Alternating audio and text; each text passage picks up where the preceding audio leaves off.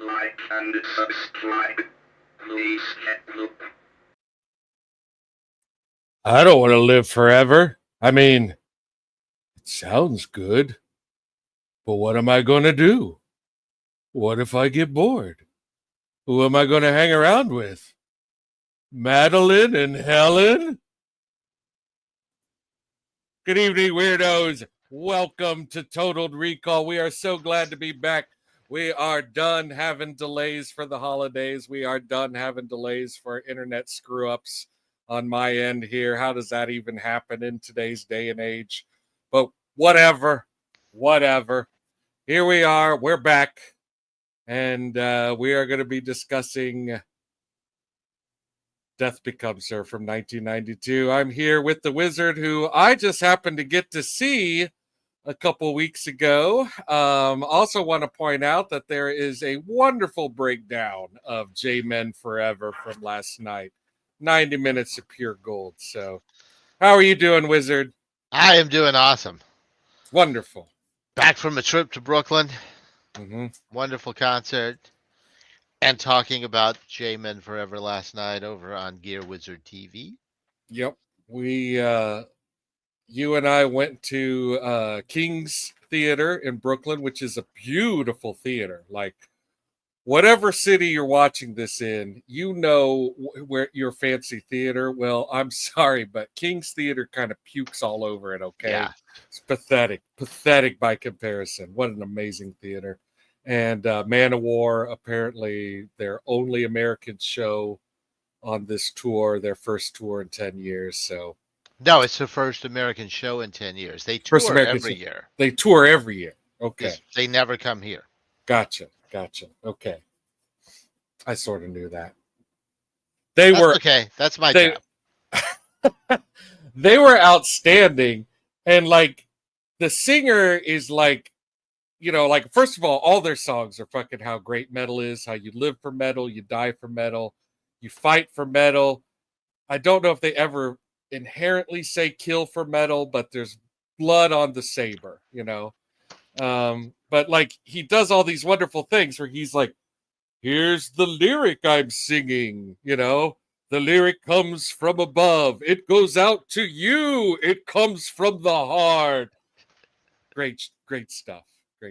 But yeah, there's nobody like Eric. Yeah, so delighted. So this tonight's selection, Death Becomes Her, was actually picked by Bride of Pumpkinhead, who is going to be late tonight. She is going to be a second half popper in. So what I can tell you that I remember about this movie is really not much at all. I remember when the trailer came on and you heard the theme to Tales of the Crypt, you got excited, and then you're like, oh, it's this again.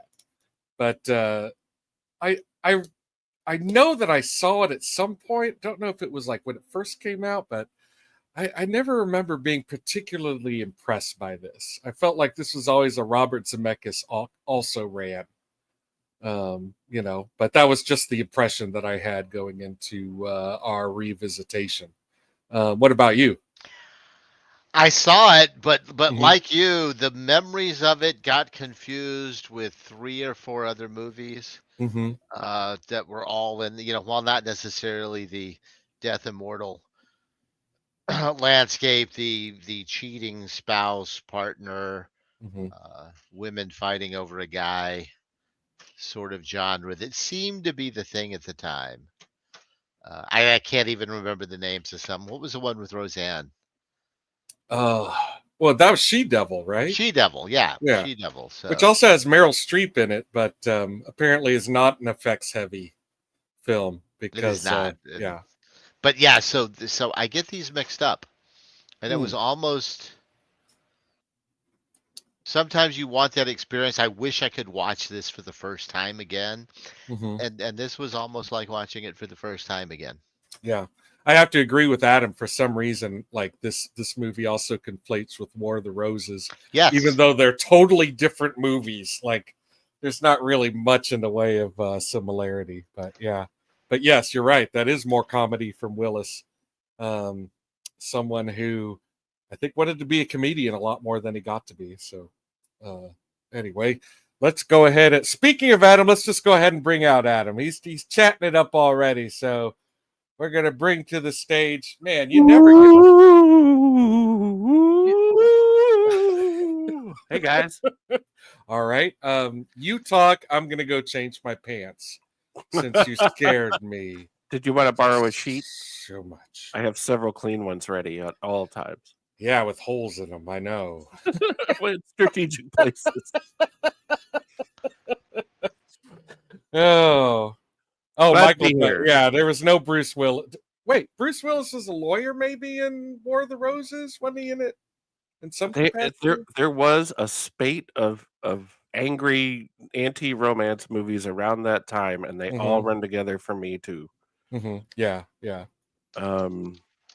I think War of the Roses was a little earlier, but I do remember watching this one, at least in part, at my parents' house on break or something from school or something like that, and it just sort of there it went.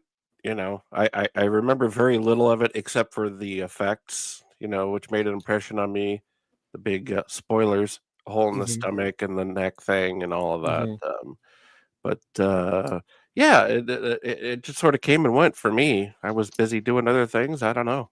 Yeah, we're definitely talking about the special effects because they won an Academy Award that year. Woo! Sticking it to Batman Returns. Sorry, bub. Well, this is very early CG on top of a lot of practical effects and green screen things. So I will say, without jumping the gun, the effects look great. Yeah, they really do. They hold up better than a lot of CGI. And again, this is super early in the game. Let's go ahead and bring out Gravy because he's throwing it out in there too. And yeah, chatting it up over here. We're just gonna have a sausage party tonight. Sorry, everyone. No. Prepare for docking. Yeah, Italian sweet, baby. What? I could have lived without that image. Yeah. Gravy, do you remember anything about this movie? Did you remember this movie at all? Yeah. Well, I'd forgotten about it. I'd basically forgotten about it, and I didn't really remember anything about it. Hail! But you know, I remember Mom was really, really excited about this movie. Like, you know, when this movie was advertised, she was really excited. She loved Goldie Hawn. Wow. She Who thought, doesn't? yeah, we all do. And I remember Mom being really excited about this movie. We didn't see it at the theater, but we did rent it, and I do remember we were a little disappointed. Oh no. Yeah. Maybe that must have been when I saw it too, because I think maybe I mean we hate it. We didn't think it was awful or bad or anything, right? But I think Mom was like thinking it was going to be a little bit better. I'm sensing a theme here. Yeah. Well, we've got a full panel, and I'm so excited to have everybody here. So I'm just going to keep bringing them out fast and furious. We got Empress Buttercup, who it's been a minute. Empress, how are you doing? Hola. It's Hello. going great. How are you? Nice to be here again.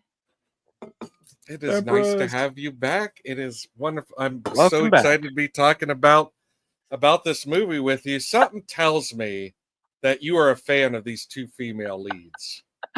Of course. I just have a notion. So do you remember when this movie came out? Did you go see it, or did you have any experience with it? So I was trying to think, like, I always have to look up what year it is so I can figure out how old I was at the time. I was fully grown during the year this movie came out. So I was in a very serious part of my life. I was about to graduate university. I was buying a house. I was getting married. I was really young too. I was I was like 21, 22. So I was like really responsible at a very young age. But I do remember this movie. It was, of course, our whole family were huge Goldie Hawn fans. And of course, Meryl Streep. I feel like my mom was more of a Meryl Streep fan than the rest of us, but everybody else, we loved Goldie Hawn. I feel like I'm with Mick 100%. Like I got this confused with the two exact same movies, but then still obviously, oh, puppy. But then also, like Adam said, you have like some iconic imagery stuck in your head from this movie too. So I remember it. I thought it was I thought it was funny and probably a little corny. And so I was super happy that this movie got picked because I did want to see it again. And I can't wait to talk about it. Awesome. Well, we are gonna, as soon as we get everybody else out here, and let's go ahead and bring Jess out. We are so happy to have you back, Jess, and I do really enjoy your chosen avatar for this evening. Great choice. Thank you. Thank you. How are you doing? I'm doing amazing. I'm thrilled to be here for this movie. I did not watch this when it came out because I was born in 1992. Holy moly! I was an infant. So I actually saw it for the first time maybe a decade ago. I am in my 30s, so that was in my 20s. So so I really loved this movie the first time I watched it. I was in college, and sorry, Adam.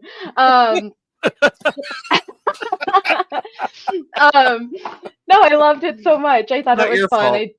I do love these two leads as well. And I mean, it's incredible. I mean, considering that I barely saw this like a decade ago, the state of movies is very different, like the landscape. And so I just had a greater appreciation for this film than y'all probably did watching it the first time. But sorry. Yeah, I don't know. I love it. It just gets you from the beginning. It's just campy. It's fun. It's funny. It's a good time. Awesome. Well, last, certainly not least, I just realized that I brought out Adam first, and I was like, wouldn't it be funny if I had Barbara all the way at the other end of the room? Well, you're not far off because we are in different rooms. Yeah, that is kind of a visual representation, right? We're not so old that we sleep in separate rooms yet, but we're getting there. Not yet. Yeah. So yeah, I did see this in the theater when it came out, and very. I think it's very, very Robert Zemeckis. I mean, it's practically stamped with it, you know. Yeah. The effects are very. The music is very. It's all very, very Robert Zemeckis. Very, very, very. It is. It is though. It's got his handprints all over. Oh it. yeah, yeah. And if it right down to the redhead in a red dress. Yeah. Yeah. Yes. And if it didn't have his stamp all over it when it hit test audiences, I'm sure it, just with the rewrites and the reshoots, it was just all the more. I will say I was kind of surprised because I didn't know anything about that part. And I'd only seen it once in theaters a million years ago. But I was surprised when I was doing a little bit of research about how much it did not go over well with test audience the first time around, and that it got a massive amount of rewrites. Yeah, it's a completely different ending. Was this before or after the Addams Family movie? This was after. The first Addams Family movie, I believe, is maybe 89 or right at 90, perhaps. Okay. 91. Like 91. Okay, well. And Barry Sonnenfeld. Yeah. Right. Yeah. Sonnenfeld is. I think he did both the Addams Families. So. Just curious.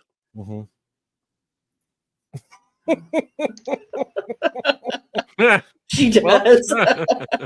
She's trying to look at his. Can you blame her? I mean, when I look at Isabella, I get that expression as well. Yeah. We all do. Yes. Yeah. Let's talk. Everybody's favorite. Yeah. Well, she was the reason why I remembered this movie so well. Was like, I don't remember a lot of it, of the plot or anything, but I do remember her because wow. Yeah. What a dish. I love it. What a dish. What a dish. Yeah, that's great. I like it. If you're not pushing your mouth shut, you don't have a pulse. Yep. I'd like a second helping, please. It's the Halloween costume I aspire to. Oh my God! Like me too. It's not even the Halloween costume I aspire to. It's just walking around with beads and a sarong. That's it. That's all you That seems need. too stressful. I don't know if I can do Wait, that. That does seems like a lot of anybody? pressure. Does anybody? Literal Tom, Dick, and Harry to do her bidding. There you go. What were you saying, Buttercup? Does anybody remember when Isabella Rossellini had that brief little series on cable about bugs? Yes. No. Yes. Oh my God! Oh my God! That was so great. Did you watch any of them? I don't remember did. that at all. I did. I've watched several of them. Okay. I watched a couple. I also remember when she did some experimental porn. No, that's true. She did too. No. Good for her. No. Whoa. It was very artistic, I promise you. I would Green have to porno, imagine so. Praying Mantis, starring Yeah. Isabella Rossellini. Yeah. You know, that is a good question. I thought I had heard about them splitting up, but No, she's still. when they're I was still together. but then when I was reading about this movie, I was like, oh no, they are still together since 1983. Yeah. Rad.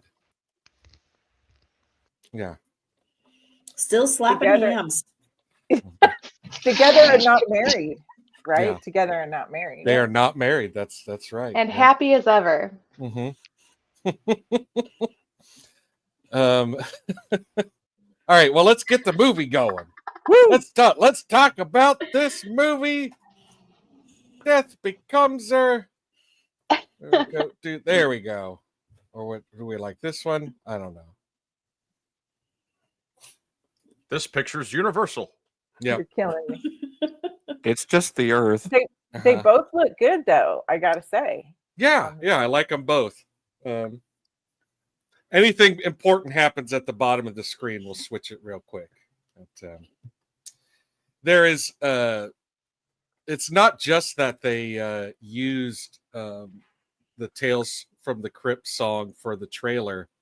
Zemeckis was involved with the development of Tales of the Crypt, and he was a producer for all 7 seasons, and I think he directed at least one episode a season, or maybe just every other season or something like that. But like he and Walter Hill were both producers that would direct episodes frequently. So if this has a Tales of the Crypt feel, it's not really an accident. Oh, and it does. Yeah. And you know it's also not an accident? How awesome and incredible this open is. Right. So I do like this opening scene. It's really good. Did everybody understand that Songbird was based on the Tennessee Williams play about a fading actress? Only a musical version of it? Okay. Yeah, and it, you can imagine it just being terrible. Yeah. Oh God, yeah, absolutely. Those eyelashes. Those eyelashes look like Camille's eyelashes. Do you know who I'm talking about? Camille, Gonzo's girlfriend, Camille, the chicken. The chicken. The exact same eyelashes. Swear. That's right. Yes. Hey, what do? I totally forgot Gonzo fucks a chicken. Thank you for reminding me. Oh no, I identify with Camille's. They're my favorite couple. Oh yeah. Wow, step away for 1 minute. Yeah. 20 minutes in. 20 minutes in. Sexual tension with the chicken puppet. Gonna be a long night, guys. It's gonna be a long night. We're nothing if not consistent. That's right. That's right. Yeah, this scene is hilarious. I love it. I It turns into the 100% disco giving part. Camille in this scene. 100%. It's amazing. But I'm amazed. How hard must it be to write a bad song this well? Yeah. Yeah, right. Yep. It does give off the producer's vibes for sure. Because it's a very good bad song. Yeah. And going into the disco segue, like with disco on the down slope, you know what I mean? It's just perfect.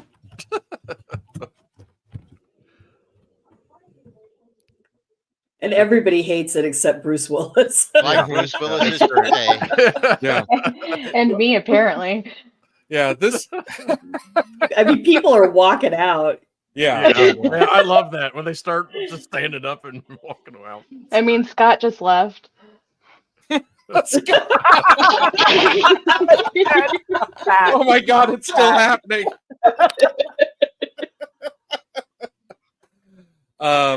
David Kep wrote Jurassic Park adaptation. Oh yeah. And he, or at least one of the writers, and it is Robert Zemeckis who would often say on set, hold on to your butts.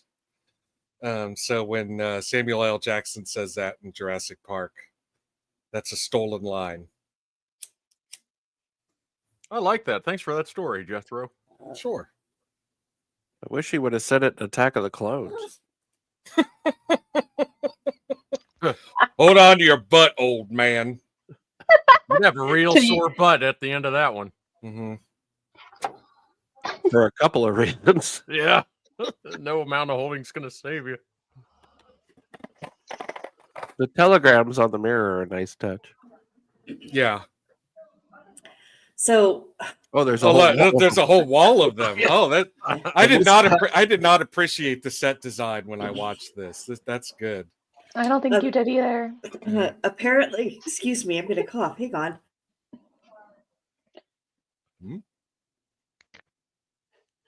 And look at this wig. I was just looking, but I want to see the bangs again. I need a close up of Goldie Hawn's bangs. Yeah. Oh, jeez. It's fantastic. I'm hypnotized by the mustache. I mean, say what you want. But...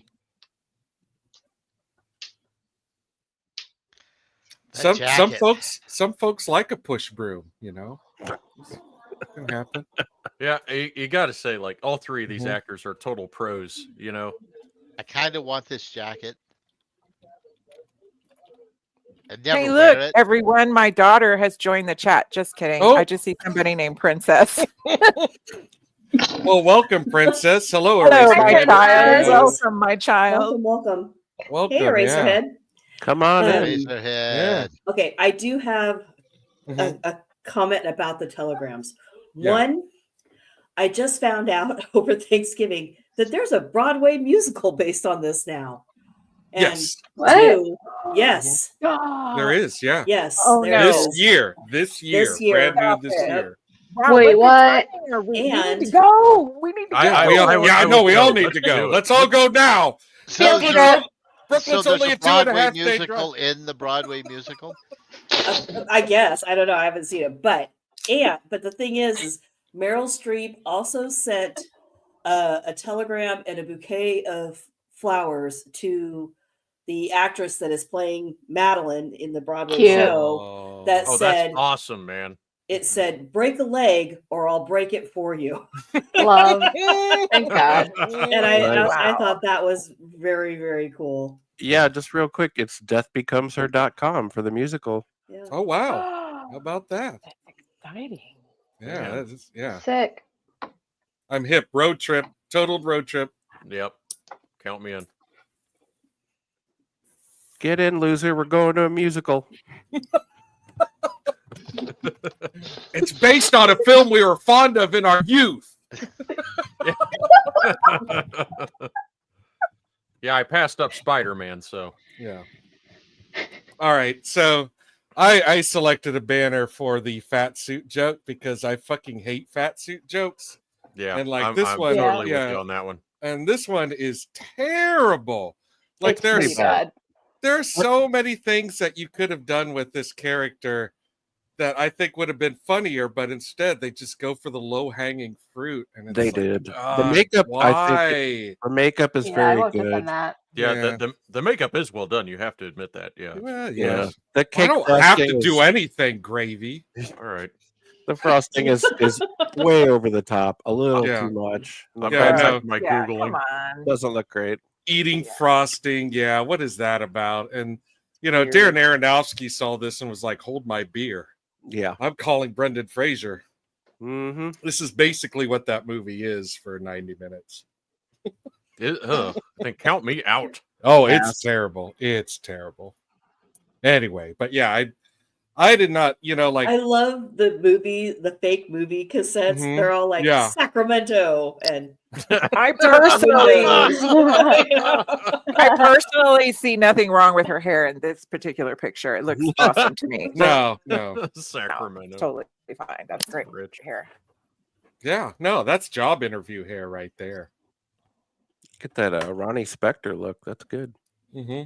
I mean, we all had bangs that high back in the 80s. Come on. This is a good scene. It is rather funny. Because I mean, I hate to use the expression, but it does sort of subvert your expectations. You don't think she's going to talk at all, and then when she does, yeah, everybody's like, "Oh no, God, God damn it!" Yeah, hilarity ensues. Yeah.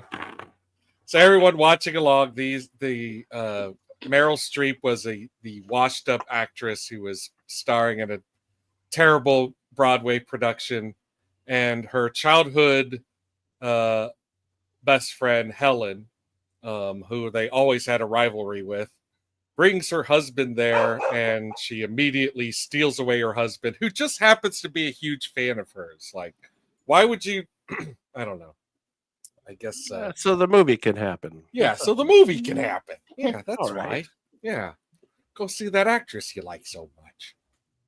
And so now, as a result of her husband being stolen away from her, what is it? 7 years? 7 years later, she puts on a fat suit, lives with cats, gets evicted, and is obsessed with Madeline, Meryl Streep's character, for stealing her husband, the irresistible Bruce Willis. Yes, who was a famous, a lauded plastic surgeon in Hollywood. Yeah, it was a big deal, which does not explain why his hair was so bad. He's all business. I'm not a client. I'm just the president.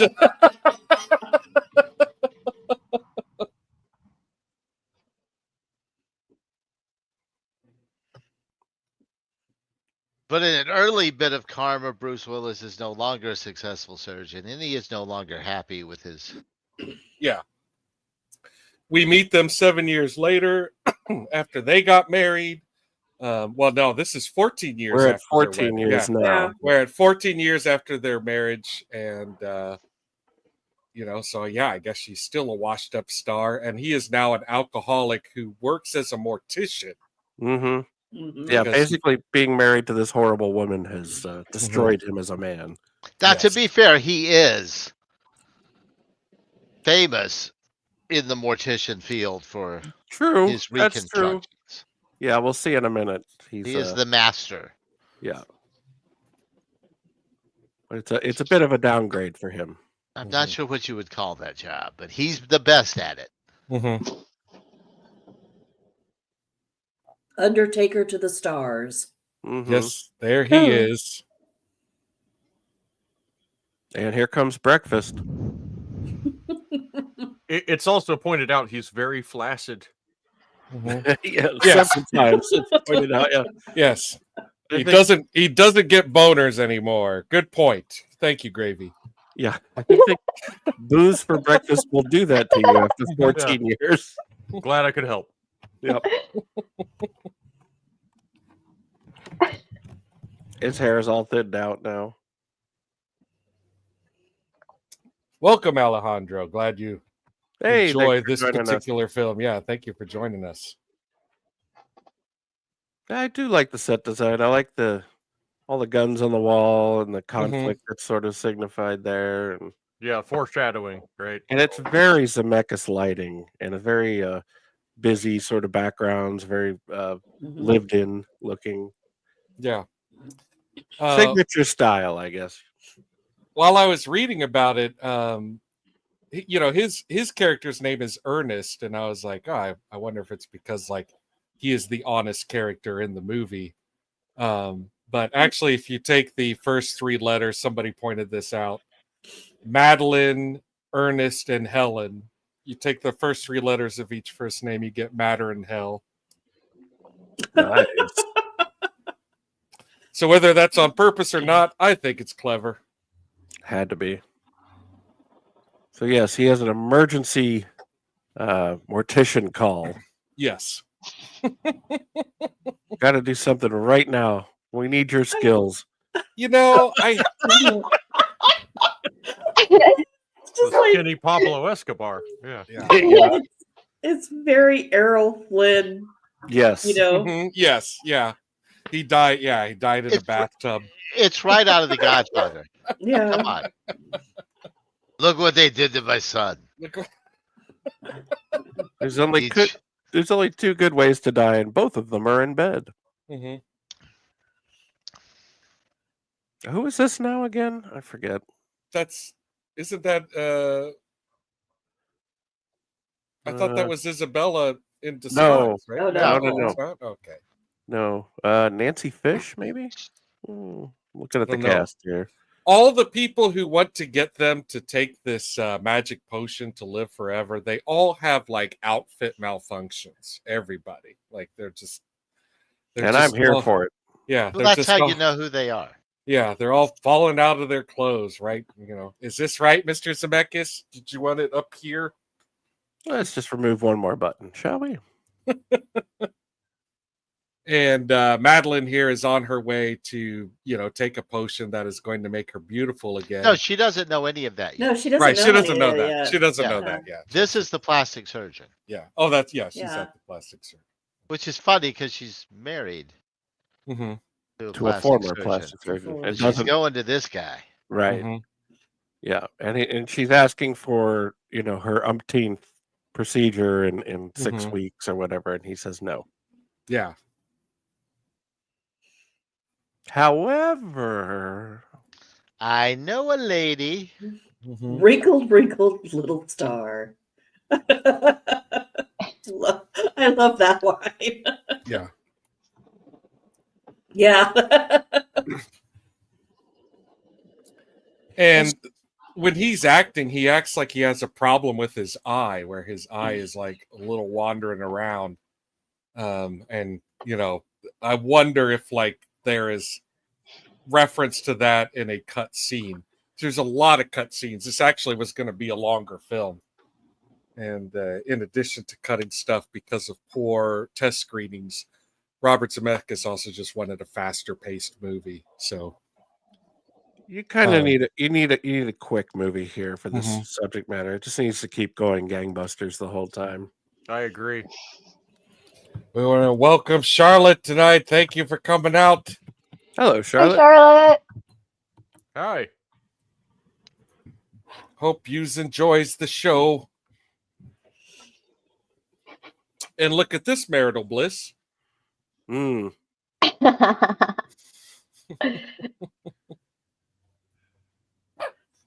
I'm still stunned that Meryl Theo Streep agrees. got third billing under Bruce Willis. I know, that is insane to me. Yeah. Also, I'm totally loving the hair with the scrunchie. Like I totally had that hairstyle back in the day. I think a lot of us did, but the scrunchie, we all did. scrunchie for every outfit. Hopefully, I forgot. I'm still rocking it right now. It's also worth pointing out that Isabella Rossellini got 4th billing, and she is in the movie for 12 minutes. Yes. I think it's also worth noting that this actress right here was married to Robert Zemeckis for 20 years. Yeah. She's in she's Tales in every of the Crypt episodes, and she's in a lot of his movies too. Yeah. I like this scene though because he actually is getting recognized for his current expertise. Right. She's a fan of his work on corpses. Yes. And when he tells her how he does it, she's just like, "What?" I think that's Mary Ellen Trainor. Yes. Yeah, Trainor. Yeah. Yeah. That is her. Now they're going to be leaving because they just don't like each other or whatever. But then it turns out. Guess who's here? Yeah, there's the big dress reveal. No more fat suit, thank God.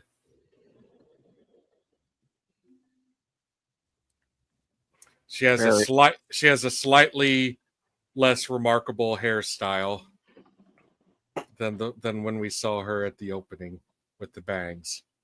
I like the bangs. I love a bad wig. She had that same hair color in Private Benjamin.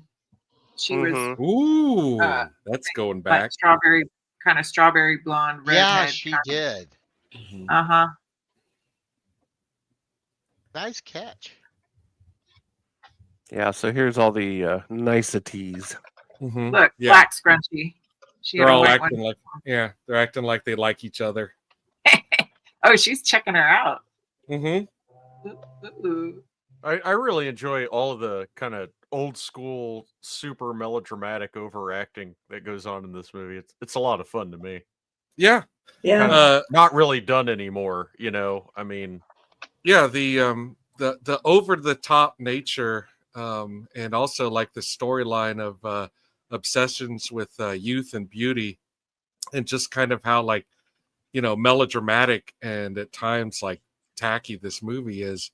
It has become hugely popular as a queer film, you know. Yeah. Which I wouldn't have expected, but you know, there's no gay characters, but yeah, they just when I read that too, I was kind of like, wow, really? And then I read why, and I went, oh, okay, that makes sense. It's because it's a drag queen. They're all in drag. Yeah, they're all in drag. Yeah. Oh, yeah. I mean, that's part of why I love this. It's just like campy as hell. Yeah. Oh, very it's crazy over the top. Yeah, it's very over the top. Just fun. Campy, tacky. Yeah, and I again like the acting, like you know, like one of my favorite scenes is when I don't know, Goldie Hawn when she sneaks over to his house when Meryl Streep isn't around. Like it's just hilarious. Yeah. I do want to mention Bruce Willis's makeup in this scene in particular. He looks like Fred Flintstone.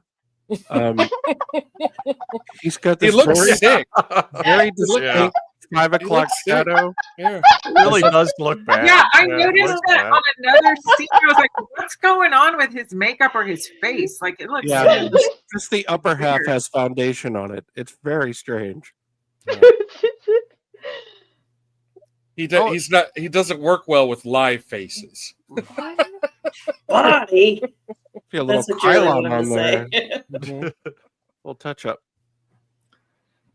So yeah, the tug and war now begins as she looks to win back this incredible prize that you see before you. I know that's like. Yeah, and all the like sneaking and spying and hiding behind a bush, and it's very campy and funny. I think it's not even a push broom anymore. You know, it's more of like a little sweeper, a duster, yeah, maybe a Swiffer,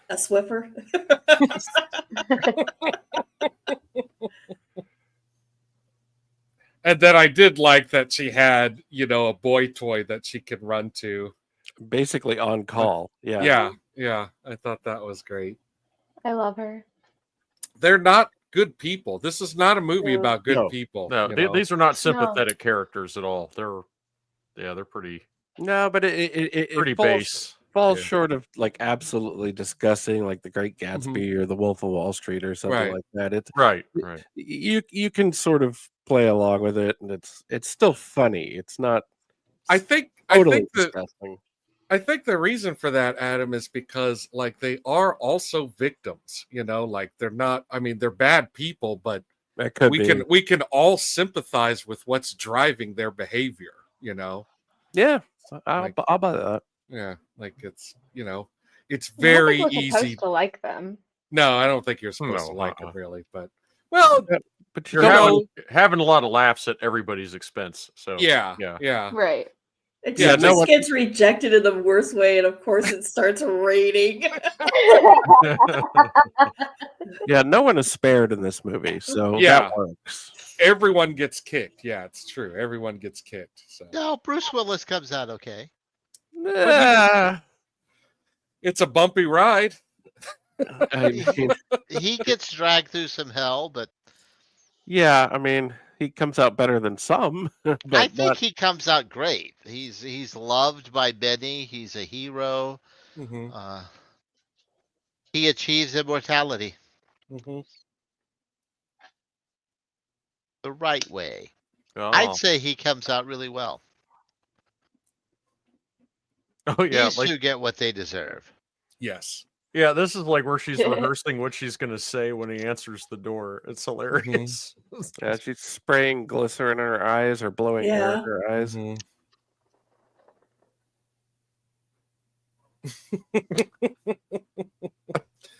Goldie Hawn's face acting is so Yeah, it's good. so great. The pictures on the mirror. Oh Mm-hmm. my god. Her and Meryl Streep both like the facial expression, the facial acting. It's Yeah. Let's up a notch in this one. And that's the reveal. You didn't know until that moment that she's still obsessed with Madeline. You've met her as a successful person, you know. She's now an author and she's doing well. That whole party was for her. So, But the you know, motivation is all to get even. yes, Uh-huh. yes, Yeah. So that big reveal right there just says, like, sure, she's successful, but she succeeded for one reason alone. And yet she still has secrets Mm-hmm. that we don't know yet. Great Well- set here. Interior and exterior. Great. Mm-hmm. Get me a pair of them pants. Just give me this whole fit. I won't tell everybody that I've won the lottery, but there will be clues. Signs.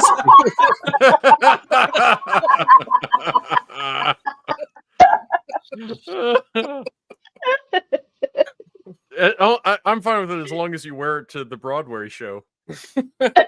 No, Jeremy, that's my houseboy. That's not me. I'm not wearing that. That's the house uniform. That's not me. No. It's very Flash Gordon too. I like it. I'm wearing a sarong and beads. Oh, It's an Lord. American my Gladiator. It's Nitro. Is it really? That's Nitro, dude. That's Nitro from American Gladiators? Yes. You darn tootin'. Yes, Holy that is cow. Nitro from American Gladiators. Ooh, such tiny nipples. There she is. And later we will see Fabio. Yeah, boy, she looks fantastic. Ooh. Oh. Yeah, steamy. Three cheers. This woman doesn't need a tacky wig. No. Seriously, folks, Google it. Isabella Rossellini, Sex Life of Bugs. It's worth watching. So good. I'm so It is worth watching. Sex Life of Bugs. Okay. Sex Life of Bugs. You don't even need Each to Google all episode that. is her doing the sex life of a different insect. Are they on Wow. YouTube? I'm just I gonna. think so. I Okay. think they are on YouTube. Hmm. Well, someone mentioned her doing like a bug documentary or something like that. That's it. And so, oh, is that it? That's it. Oh, okay. Yeah, 'Cause it's a I just little Googled her special name series. and bugs, and that's what came up. Yeah, exactly. She's cool. She's awesome. She's cool. Yeah. Sex good. lives of the insect world, and they are on YouTube. I just love this bob. Gosh. Acting. This just looks so good. I mean, it's difficult to talk while Goldie's doing her thing. She's so funny. Yeah, Drama. there is really a lot of melodrama in this movie. Yeah. I guess Oh, I God. didn't pick up on that when I Yeah.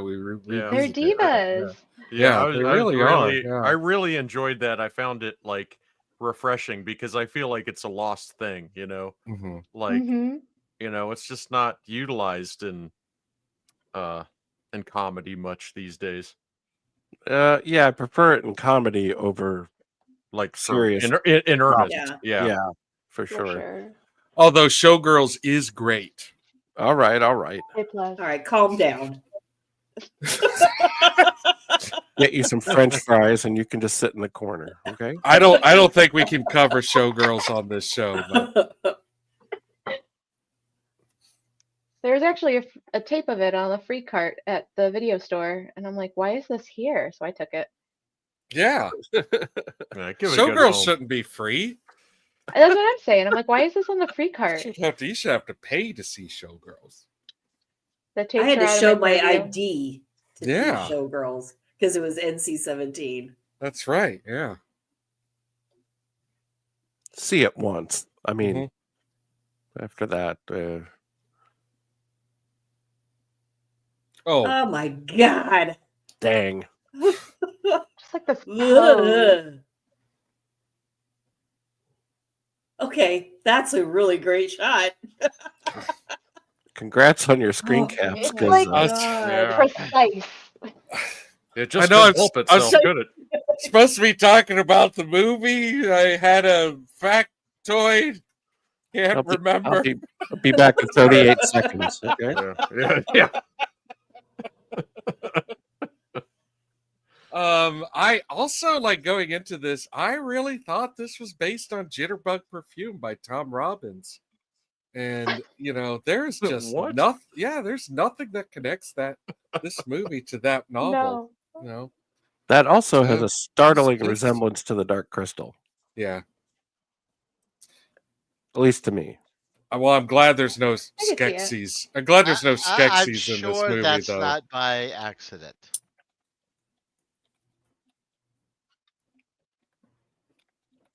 Zemeckis likes a good reference. He likes to throw references in there. Mm-hmm. Easter egg, if you will, sort of Mhm. thing. And the Dark Crystal, something I feel like he would love. Yeah. Oh, I'm sure he loved the Dark Crystal. Yeah, and Who this doesn't love puppets?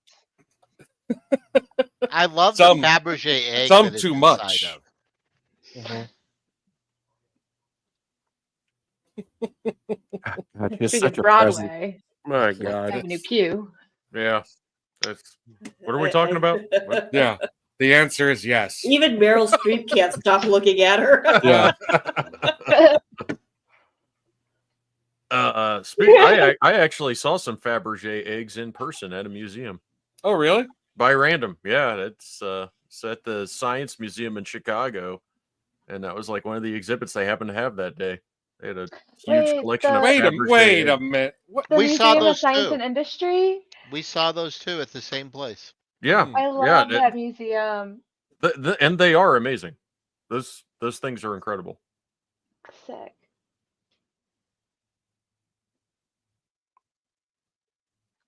The first taste is free. We're just waiting Mhm. for another Yeah. side boob shot.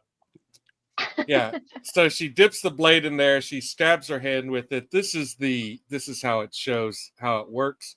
And here is your first look. I think this might be the first It's like Sailor skin Moon. tone. Yeah. Human skin tone CGI. It looked really good. Yeah. It's like, A will you lot. take a check? Yeah. It's all new code. Yeah. And a lot of what they developed for this film, or on this film, I should say, they used the next year in Jurassic Park. Mhm. So that's yeah.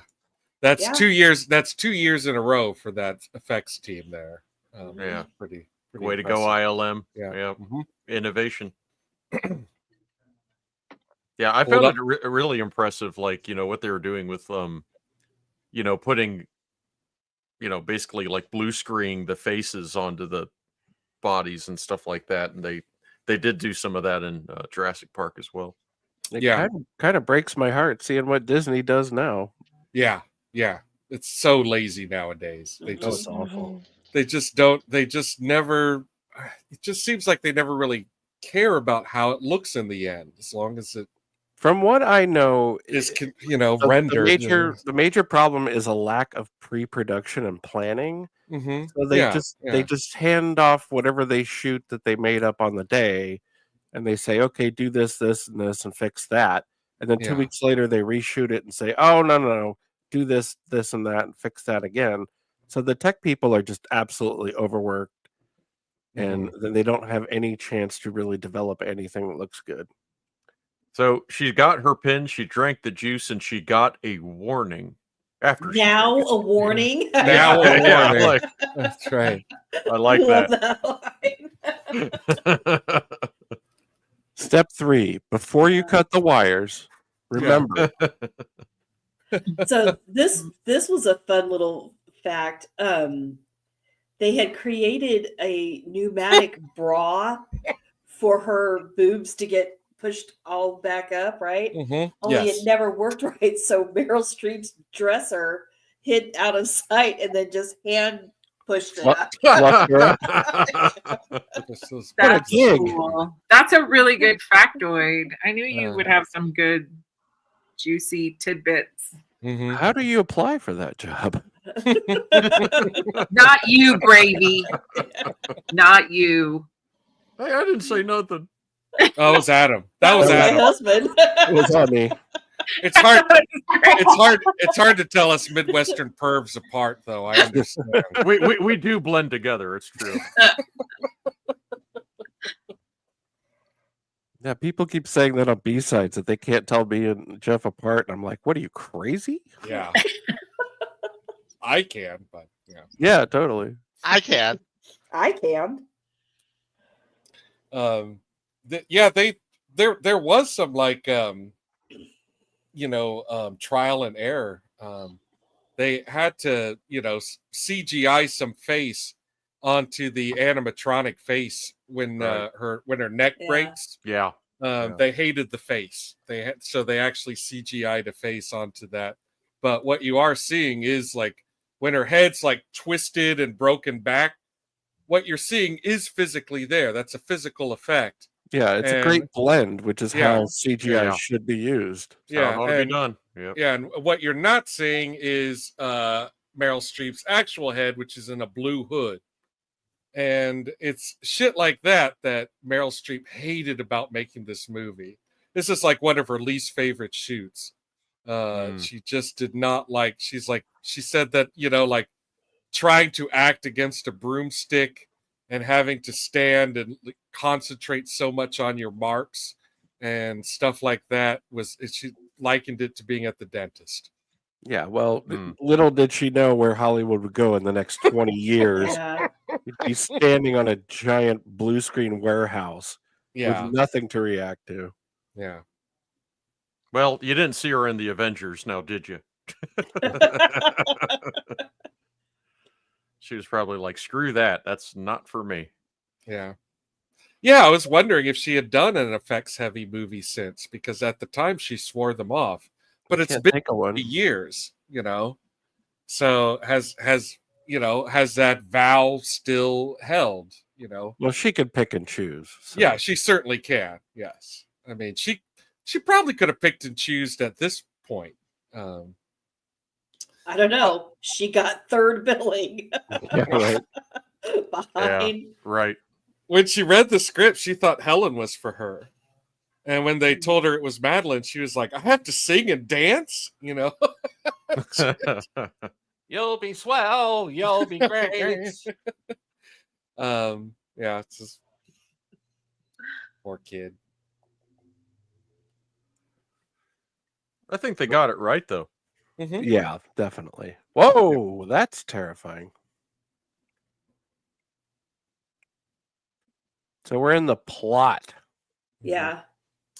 And yeah, as I mentioned, Bruce Willis was not their first choice. Kevin Kline was officially cast. He backed out. I don't know why he, I what read exactly that it was led him a to not pay do it. dispute. Probably really? Banging his hot wife. I don't know. Kevin Kline could have pulled this off. Yeah, He Kevin could Kline have. could have. Yeah. And what's really strange is that Jeff Bridges auditioned and didn't get the part. No. I'm like, I think he's funny. I think he could have worked. No. I don't see him in this part. I don't necessarily see him in this part, but I do give him props for his acting chops. Anybody that can play Rooster Cogburn and the dude has got chops. No, he's got it. He's got it's not that he isn't talented. I don't see him as part. I mean, Bruce Willis is chewing this up. Yeah, no, I agree. I don't see him. Kevin Kline, yeah. Yeah. Yeah, I could see Kevin Kline in this as well. The other name floated was Nick Nolte. I think he auditioned. Oh dear God! Well. Yeah, that one is like, oh my God, that's horrifying. No. But I think the reason why he probably got floated was because he did have that other comedy that was probably right around this time frame, that Beverly Hills movie. Oh, To Live and Die in Beverly Hills. No, wait, no, that's Down and Out. God, yes, Down and Out in Beverly Hills. Yeah. But Live and Die in Beverly Hills. Yeah, okay. All right. But anyway, yeah, it's Down and Out in Beverly Hills, where he plays a homeless person. I really that gets cleaned up. I Yeah. mean, is that Nick Midler? Nolte could be funny. Yeah. He's in 48 Hours, right? He's hilarious in 48 Hours. But I don't see him here. No, I would not see him here either. But I do think that's probably the reason why his name got floated. Yeah. So you can recognize this outfit. You know what's about to happen. Because, it's easy to animate. Yeah. With the trailer, they they really show off the effect you're about to see with twisted around head, and rightfully so. I mean, again, Oscar-winning effects. And even though domestically this movie only really about made back its $55 million budget. Ooh, 55. Yes, in 1992. Honestly, at this time, spoiler culture was not what it is today. People didn't care. No. The other thing is that it did get mixed reviews when it came out. Oh yeah, it got thumbs down from Siskel and Ebert. Yeah. I think it was just strange timing because we all basically had the same story. Those of us who saw it when it came out, it just sort of came and went. Yeah. Oh. And going back and watching it, I definitely appreciate it more. I don't know about everybody else, but for at sure. the time, I agree. Yeah, it just felt like another movie, and it just kind of came and went. It had a much bigger impact on me this time. Yes. Hell yeah. That is the craziest staircase, the longest fall. Like, oh my God. Hello. Yeah. This all sounds staged. They did not find that staircase. So. No, this is all set. No, this is all set. Yeah. It's all about the drama. But in 1992, some of the other movies that came out, Army of Darkness. Also Universal. Yeah. Yeah. Also drama. Yeah. Give me some sugar, baby. Campy. Like Water for Chocolate, The Hand That Rocks the Cradle, Ooh. Alien 3. Oh man. God, that was a piece of crap. My Cousin Vinny. House That's Sitter, like which the was best also looking had, crap movie you've ever seen. Yeah. House Sitter also came out in 92. That also had Goldie Hawn in it. Yeah. So I mean, Alien 3 was also nominated for Best Special Effects. That's another film that this movie beat. at the Oscars. Like so many of these movies, I actually saw in theaters. Mm-hmm. Yeah. We used to go to the theater, huh? I know. We used to go to the movies all the time. Now I go like Remember maybe when once we a get to the year. movie theater? We used to get out of the house and put our shoes on. You'd It buy was- a ticket, You and stood you'd in sit in your line. seat, and you'd watch the movie. Well, you'd actually go early to make sure you got Yeah. a ticket and stand around Yeah. or play video Yeah. games or whatever. Waited My in mom would line just to get give us into a money. movie. Yeah. My mom would just Mm. give us enough money for one ticket, but leave us there for like 3 or 4 movies. So you just had to just wander around and sneak into the next movie. Keep going. Go to Dude. the bathroom. Yeah. Go to the next movie. Yeah. I definitely had the movie theater babysitter Oh yeah. treatment where it was like, yes, Oh, yeah. got dropped off at the movie. Got dropped off. Like make do. Yeah. Here's $5. You make it work. Yeah. I was absolutely fine with that. Yeah, Oh, yeah. we loved it. Yeah. Yeah.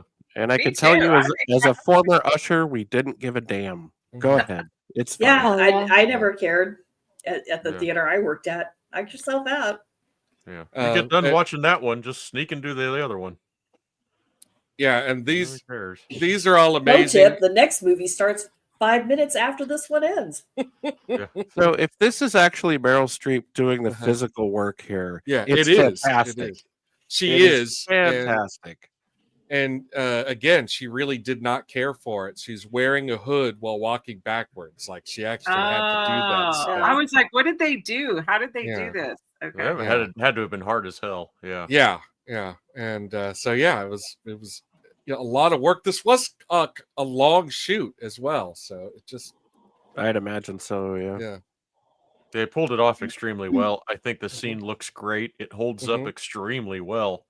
And and yeah, that was the money shot that they used in the trailers for the film that got everybody excited about it when she said, "You pushed me down the stairs," with her, facing the wrong way. Yes. Here comes a nice sound effect. Crunch. Is there a Foley artist, Oscar? Somebody backstage ringing a I know there's sound. bunch of celery. Yeah. There is some really good sound editing in this film. That you bring it Yeah. up, there is For sure. Celery. I love Sidney Pollack. Yeah. This is a great bit. This cameo. It's so I think I'm going to funny. get a second opinion. Yeah. He's not even in the credits. No, Oh, it's you're totally kidding. uncredited. Yep. Yeah. He's just Oh, it's having just- fun. It's one of I think one of my favorite bits in the whole movie. Yeah, like I feel like this movie doesn't get very many big laughs, but the second opinion line is good. I like how he takes Bruce Willis's flask too. It's like, Mhm. Uh-huh. I'm gonna, Well, and then what Give me happens that. afterwards Yeah. is Yeah. just fantastic. Did I cut you off, Buttercup? I didn't mean to. Oh no, I'm just chuckling. Mm. Well, we are quite funny. Yeah, That's true. yes, you are. So funny. I wish we could play this scene. Mm-hmm. Yeah, Uh-huh. because Sydney is very funny in this. He's always funny. Yeah, He's yeah. So Everything Jeff, that he the does is Foley just charming. artist, The Foley artist? artist award in 1991 was split between. Well, no, Barton Fink won, and Terminator Ooh. 2 was the other nominee. Isn't this 92 or am I wrong? This is 92. Oh, this is 92. Then it was Under Yeah. Siege. Under Siege. Oh, my for the love of God. God. Under Siege. Hey, Oscar winner Under Siege. You may not like the movie, but the Foley in it was But fucking the amazing. Foley. But the Foley. And no, Well- it is not an Oscar. It comes from the Hey, quiet. Sorry. motion Oh. picture sound editors. There you Oh, go. I was talking to my dog. I'm sorry. You don't have to be so rude, Gravy. Jeez. Jeez. Boy, someone really hates his award facts. I'm sorry. Damn. I'll shut up now. Go, my Hilarious. No, you were saying that it's the motion picture. the MPSE. MPSE. It's all gone now. Fuck it. Oh, okay. It's over. Gravy. Greetings, Burb. Good to see you. Hello, Burb. Thanks for joining us, everyone. If you haven't hit the like button yet. So I don't know if you caught that or not, but the TV in the waiting room, that was Kurt Russell. Yeah. Cute. Yeah, I mean, I'm sure Kurt Russell and Robert Zemeckis must have been friends. Oh, surely. You know, because what was that nipple shot? Why? That was the random nipple shot. What? Peekaboo. There was a Why nipple not? shot? Oh, you missed the nipple? Yeah, it's Sidney Pollock's nipple. Yeah. Oh. Well, that's probably, I'm going to guess, Harry. It was. It was indeed. Yep. And there is a good line with Bruce Willis here where she says, you know, he's like, where's my wife now? Because she tells him that his wife has passed away. And he's like, where's my wife now? And she's like, the morgue. And he's like, the morgue? She's going to be pissed. And the nuns are floating. I don't know if everyone else saw this. I love that. They're just floating down the hallway with no steps. Yeah. And those nuns actually have a bigger scene, but it was cut out. Oh, no. Yeah. Oh, that's too bad. Yeah, I read that a total of 5 speaking roles were completely omitted as a result of those cuts, including Tracy Ullman. And Tracy Ullman's character was pivotal to the original ending. Yeah. She and Bruce Willis actually steal away at the end. Oh my gosh. Yeah. So, well, it worked okay without her. So yeah, and like they actually still put her name in the credits, which I think is a little, you know.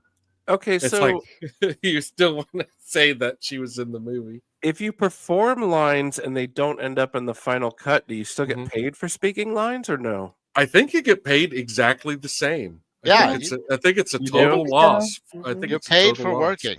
Okay. Yeah. Yeah, they can't bring you in and make you work and then go, well, nope, sorry, we're taking the money back. Tough nuts. Yeah. So the extras and everything, like if you have a, you know, the union. Yeah. Yeah. Union wouldn't play that game. Well, you know, Rachel Zegler has to stand in a dress for 8 hours, so it's not as glamorous as it sounds. No. Must be torture. Ugh, poor thing. So there's the big Frankenstein moment. Yeah. And like that morgue actually has kind of a Frankenstein's lab look to it, you know. I mean, look how the resurrection is complete. Look how great Bruce Willis's like comedy face is. Like his expressions are great. He's got a great knack for it. Look how great these costumes are. Yeah, all the costuming and makeup is really fun. It's really good stuff. Once again, Goldie Hawn looks great in her outfit. Now I need to know who did the costumes. Hang on.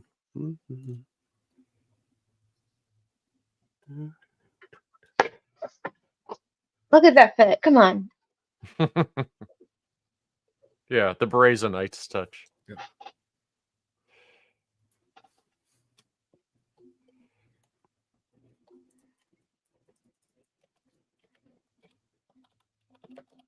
Yeah, there's a lot of like moral comeuppance, which again is if you've ever seen an episode of Tales of the Crypt, you've seen moral comeuppance, as a result of the macabre. Yeah, of course. Costumer was Joanna Johnston, who I'm not familiar with. Me either. Good job, Joanna. Yeah, well done.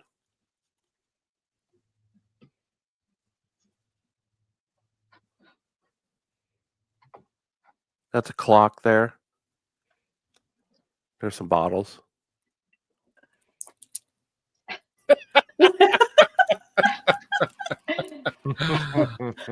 The tarp over the pool table. Good. Yep. Good. Can't ruin the felt. Yeah, got some bounties stacked up under there to elevate. And I do like how he was painting over like the dark, like dead color, with the artificial skin tone. That looked really convincing. Yeah, and he mentions it's floral paint, which is really a thing. Like it comes in a million shades. Mm-hmm. Wow. Mm-hmm. Yeah, sometimes when you get fresh flowers, they've actually been painted. Oh wow! Wow. True. Did story. not know that. Yeah, it's I true. didn't either. I love his kiss the cook apron. Yeah. I would have to assume that paint is non-toxic then, because I assume also, they can eat those things, right? And it also has to be scentless. Mm-hmm. Oh yeah, that's true. Wow. Yeah, I've paint seen technology. Right. Yeah, I've had a couple of cans from wherever, thrift store or something like that. Goes to show you, they did the research here. Mm-hmm. And now she's taken the black top off. She has the red top on, and from the posters and the trailers what's going to be happening to her at some point in this outfit. She's about to get some fresh air. Mm-hmm.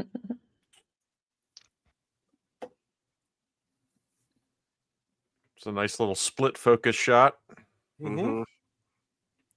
Not yeah, easy to do. Yeah, Zemeckis this is not a showboaty directorial effort, by those means, but there's a lot of great camera movement. Yeah, and this is all staged very well. Mm-hmm. The blocking on this is all very good. Just something, of course, that we have completely lost in the 21st century for some reason. Yeah, and Zemeckis, very painstaking because he knew the effects. He had used CGI in Back to the Future Part 2. So he was already kind of right there with it and excited about what it could do. And this, I think this is the first movie he came out with after the Whoa! Oh, damn! Wow, Yeah. That's great. Oh, we lost it. That was a sweet. That was cool. Sweet frame. Yeah. Beautiful. That's a humdinger. I wasn't ready with the pause. And for anyone who hasn't used StreamYard, trying to back it up would be no, don't do it. We're not do it. It's a nightmare. We're not doing that. Somebody's audio will get muted. And So, its players just not all that user friendly. So, she looks great there. Mm-hmm. Ooh, and he had. I think this is his first film after Back to the Future 3. Just lovely lighting, just beautiful. I love when they use the lighting to highlight their eyes, like Angelica Houston and the Addams Family. Get shadows on their faces. He does that all in this movie too. Yeah, some really good the lighting. blue edge lighting from outdoors looks great. All of this looks just amazing. And what we're seeing is that we're starting to see Meryl Streep and Goldie Hawn's character. They're really undergoing transformations now. We're on the third version of Meryl Streep now. There was normal age Meryl Streep, and then there was rejuvenated Meryl Streep, then there's dead Meryl Streep, and now you're painted dead Meryl Streep. It's funny, Beverly Hills Zombie Meryl Streep. When you said that, I was thinking in terms of character because they're sort of switching roles and changing over. But that's really interesting that you were talking about the physical stuff, and I was thinking mentally about the the story beats and the personalities changing and the motivations. Well, quick pause. They're about to have the big reveal that Helen can't be killed, but I want to add someone else to the stage tonight. It is Bride of Pumpkinhead. Hi. Hey, Popper, the big Popper. Wow, thanks everyone. Woohoo! Hooray. We are we've been enjoying talking about this movie you picked. So awesome. Great. Thank you. Great job. I guess we'll just go ahead and start playing it again. Let's do it. We're getting to the best part. That's pretty good timing. Yeah. One of the many best parts. Way to pick it, Bopper. Look at that. Yeah. Oh, boom. Fantastically done. That's a great shot. It still looks so good. Yep. And they did. That was another one that they cherry picked for the trailer. You know, it's kind of a shame because they worked so hard to market the film. They used a number of the best little moments, and it's almost a shame they did that. Almost. Yeah. I mean, you gotta give people a little taste. You gotta sell them on this. I don't hold it against them really. I would have done the same thing. I'd be like, we gotta get the seat. We gotta get the people in here. They gotta see this fucking picture. I mean, I've seen this movie a few times, you know, and every time I see the hole in her stomach, it's still awesome. Yeah. As far as I can remember, that's the first time that effect has been done. I don't know if it had been done practically before. There is another scene coming up with the hole in her that I think is even better, though. I know when it's been done before. It's just in the cartoons. That's why it's so cool. Well, yeah. Like, Right. Yeah. Comical how crazy that circle is like that. It's very Roadrunner. Yeah. I know what you're talking about with how cool the shot is when she sits down and the handle goes through her. That thing. Whoa, man, chef's kiss. I laughed out loud. Oh yeah, that was awesome. I loved that, and I didn't remember that from seeing it before. But I'm like, I didn't either. How did I not remember that? That is such a great shot. And so now she's taken another whack, and yeah, this is what we were talking about, where that's a puppet head that they put a CGI face on. It originally, I mean, they made a face of hers, but they just didn't like the way it looked. So. Prosthetic heads are really hard to make convincing. Yeah. Yeah, I mean, you see, severed heads that their faces are still moving that are practical in films all the time. And it's only every once in a while that you're like, wow, Yeah. If you think about like the Terminator when he's repairing himself and that prosthetic head, like, immediately it's a prosthetic head, but it looks cool. So you're like, okay, I'll buy it. And he's a robot. Yeah. Yeah, that's fair too. Yeah, he's unnatural anyway. Yeah. He's a robot. It's okay if he looks weird. Yeah, you buy it anyway. This is the shovel fight where these two are dishing it out. And when dude, they had to like rotoscope the background. I'm really curious how they did that continuous like hole in her abdomen, like while she's moving around this room. And it's actually fairly simple. It's you shoot a clean plate. The hard part is if the camera's moving. If the camera's still, it's really easy. You just shoot the background without the actors there. Right. And then the green screen is you just patch it on there. Yeah, you like rotoscope it back on there or something. Yeah, it was probably hand, matte edged. Right. But yeah, you just shoot a clean plate. Well, your cameras the camera movement at this point in time they've definitely got technology where it's controlled by computers instead of human hands. But that's also ILM. That's the Dextraflex camera and the Go Motion and all that stuff. Yeah. So if you want, a matching background without the actors and identical, there it is. Oh, there it is. There it is. Oh, dang it! I paused too. Curse you, StreamYard. But when she sits down and that thing is already on the couch and she sits down so that it can go through her, the effect is it's really good. Oh, it's moi. It is. They nailed it. It looks great and more than slightly suggestive. And I love that the shadow on the wall also features the hole in her. Yeah.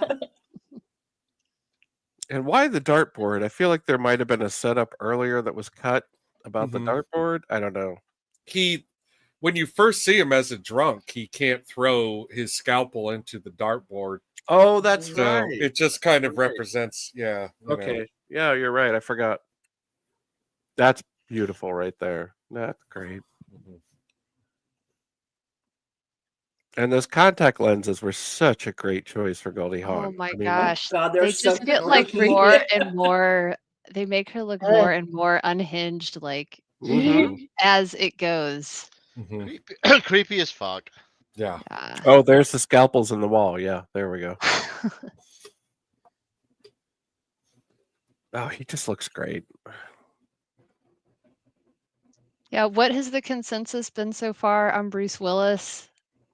Thumbs up from everyone, I think. Terrific. Yeah. I was surprised by how much I was just like, oh yeah, Bruce Willis, man. Yeah, I'm wishing he had more chances to do big comedy like this. Yeah. Oh dear. He had terrible taste in comedy, though. So I think that's really what kind of affected his ability to be more of a comedic actor, is that he made poor role choices. Him or his agent, yes. Yeah. Him or his agent. Yeah, that's a good point. I don't know. Something tells me Bruce is responsible for starring in Hudson Hawk. His agent probably was like, dude, come on. It's no Ford Fairlane. Oh no, Hudson Hawk that screams Bruce Willis. Yeah. Yeah, he's got his mitts all over it. So what they're doing now is they're working together, and they've teamed up to trick the husband into not fleeing this situation and seeking out a life of sobriety and freedom. They want him to stay and continue to spray paint their rotting corpses, which are only rotting because they did not take Isabella Rossellini's advice and take good care of their bodies. They instead just wantonly beat the shit out of each other. Yeah, they were murdering each other over and over again. So there's a couple of normal. There, nice frame. There you go. Oh, I missed it again. God. I was just gonna say, there's as soon as I get comfortable, normal comedy beats where he sets the glass down and he picks it back up and he's monologuing. But the sloshing of it out the glass is so funny. And that was a good slosh shot. He got it good. And I know sloshing. Hey, he knows how to act, and I believe he knows how to drink. In fact, if I recall properly, I think he's a fan of Seagram's.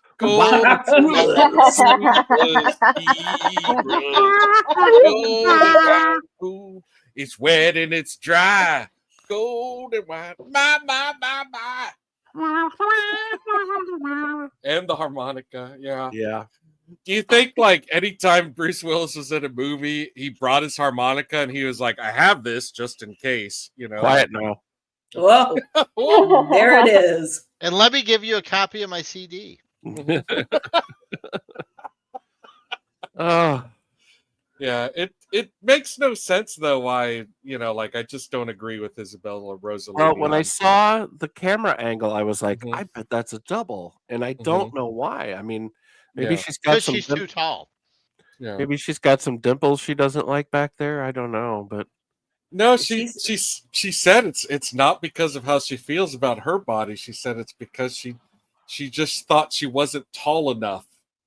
Well, she's swimming with heels. How much taller could she?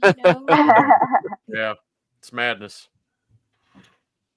Well, it all works together. It's just fine. Yeah, I mean.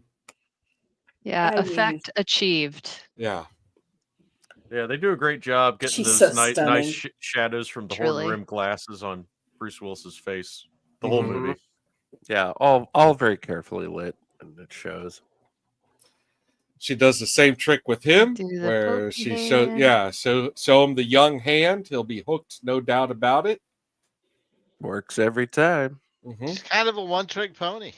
But this is the scene where I got the line that I started the show on. So, we know that he's not going to be lured in. He is too earnest. And flaccid. And flaccid, yes. And flaccid. He's too flaccid. Yeah, you could prick something else with that and cure two birds with one stone or something.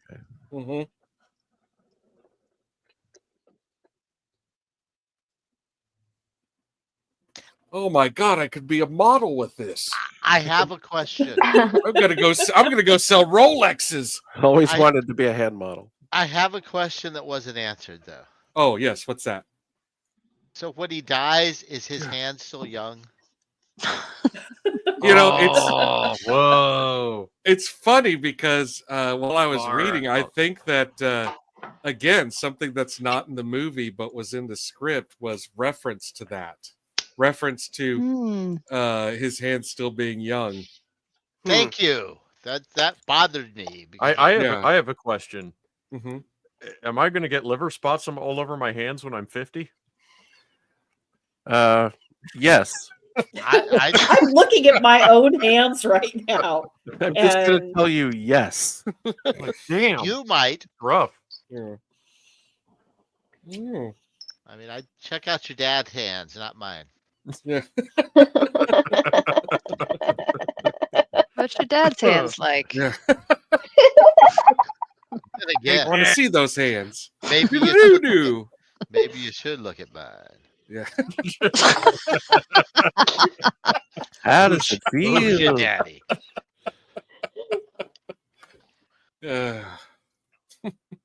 Who's your daddy? The two of them are just working great together here. Mm-hmm. Yeah.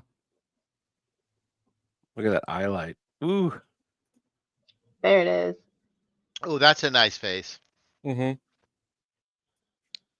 Yeah, this is actually his moment of truth where he's like, "No, I don't want to be immortal. That doesn't, I don't either. Hands up, who would want to live forever? No. No. No yeah, one. Slowly raises her hand. Only if I was a vampire. Yeah. I mean, yeah, I wouldn't want to like watch my kids grow old and die. yeah. Oh yeah. Yeah, I'd be a lot more tempted if I was childless. Mm. Because I wouldn't mind watching Jethro grow old and die. Can we say like That's okay. You already are. But that's the point, right? She says you have to like disappear. Mm-hmm. Yeah. That's part of the deal is that you can enjoy the success that eternal youth gives you for 10 years, and then you have to disappear. So at this party, you see Elvis, you see James Dean, all these people who fake their own deaths, and I don't. Is the line in the movie where he admonishes Elvis for going out in public? Yeah. Getting seen. The line is in there. Okay. She admonishes him. Oh, she admonishes him. There is a remark. Yeah. Okay. That's a good line. Yeah. None of that would bother me. I just don't want to be around that long. Andy Warhol's in there. Yeah.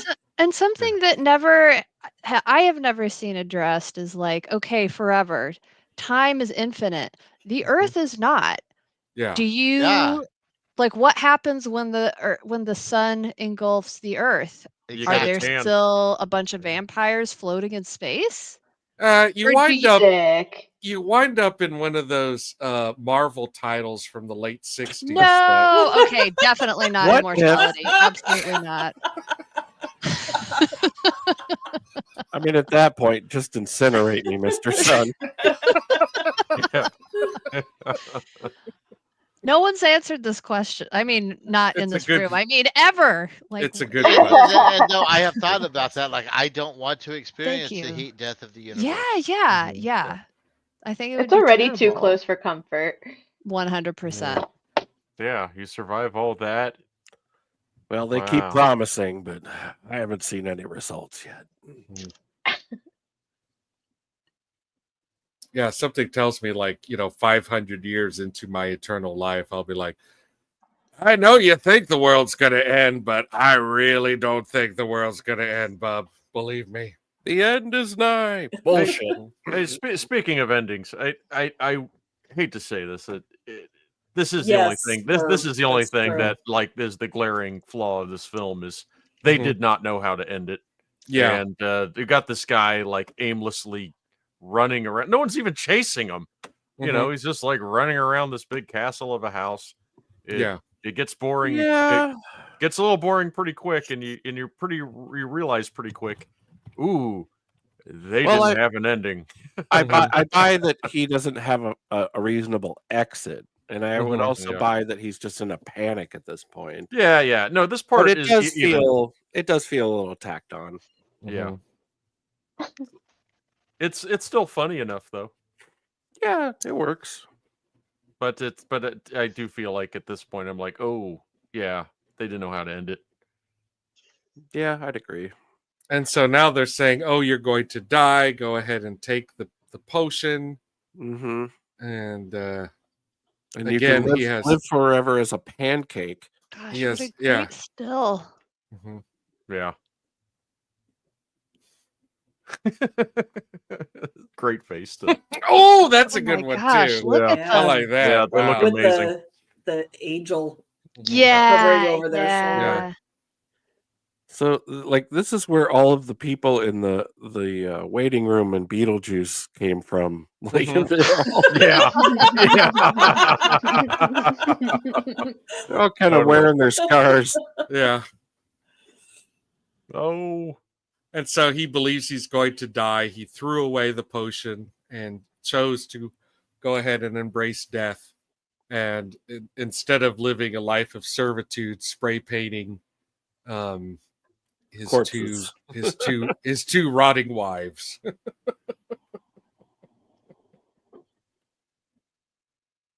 This might be my favorite part. Mm-hmm.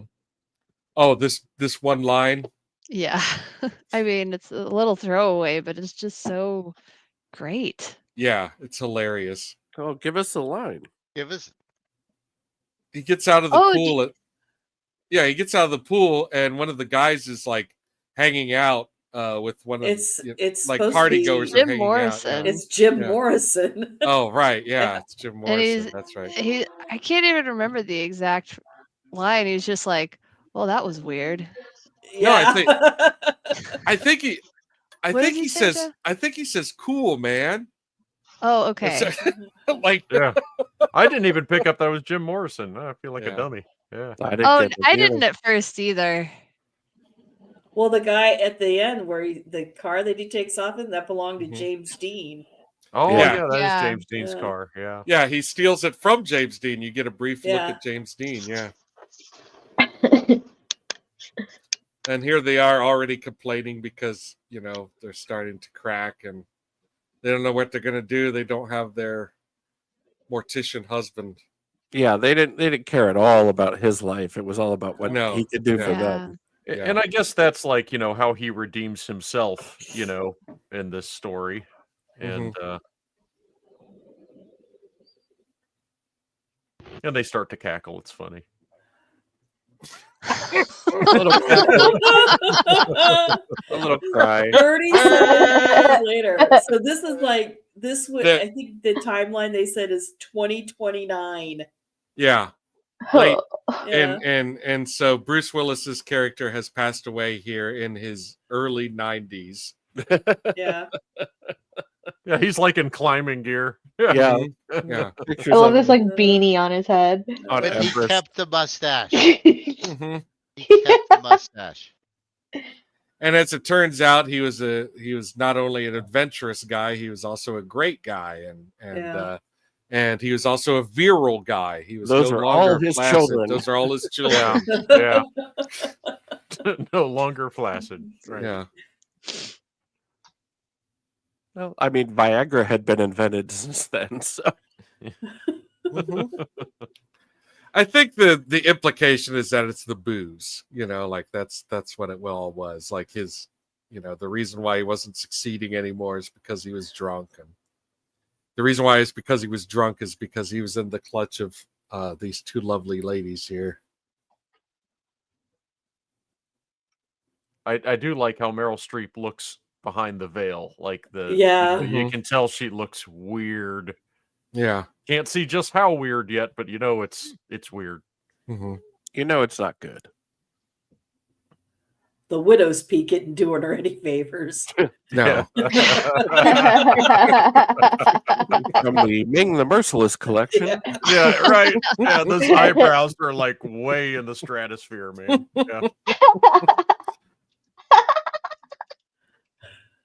Yeah. That is a pretty wild veil top. I mean, what?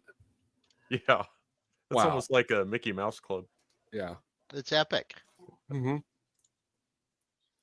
I'd wear that. But yes, in You'd the original, rock the hell out of it. Nick. Yeah, you would. I'm getting on Etsy. It's Christmas time for the Wizard. Fuck yeah, bring it on. I will wear it on the show.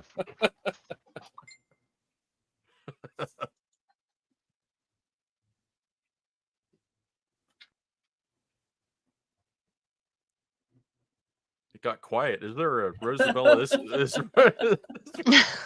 Isabella Rossellini in this picture somewhere? Oh, no, everybody was I got quiet. I was like, it's a funeral gravy. I love that they're walking all funny and yeah. Yep. They're stitched together and they look terrible.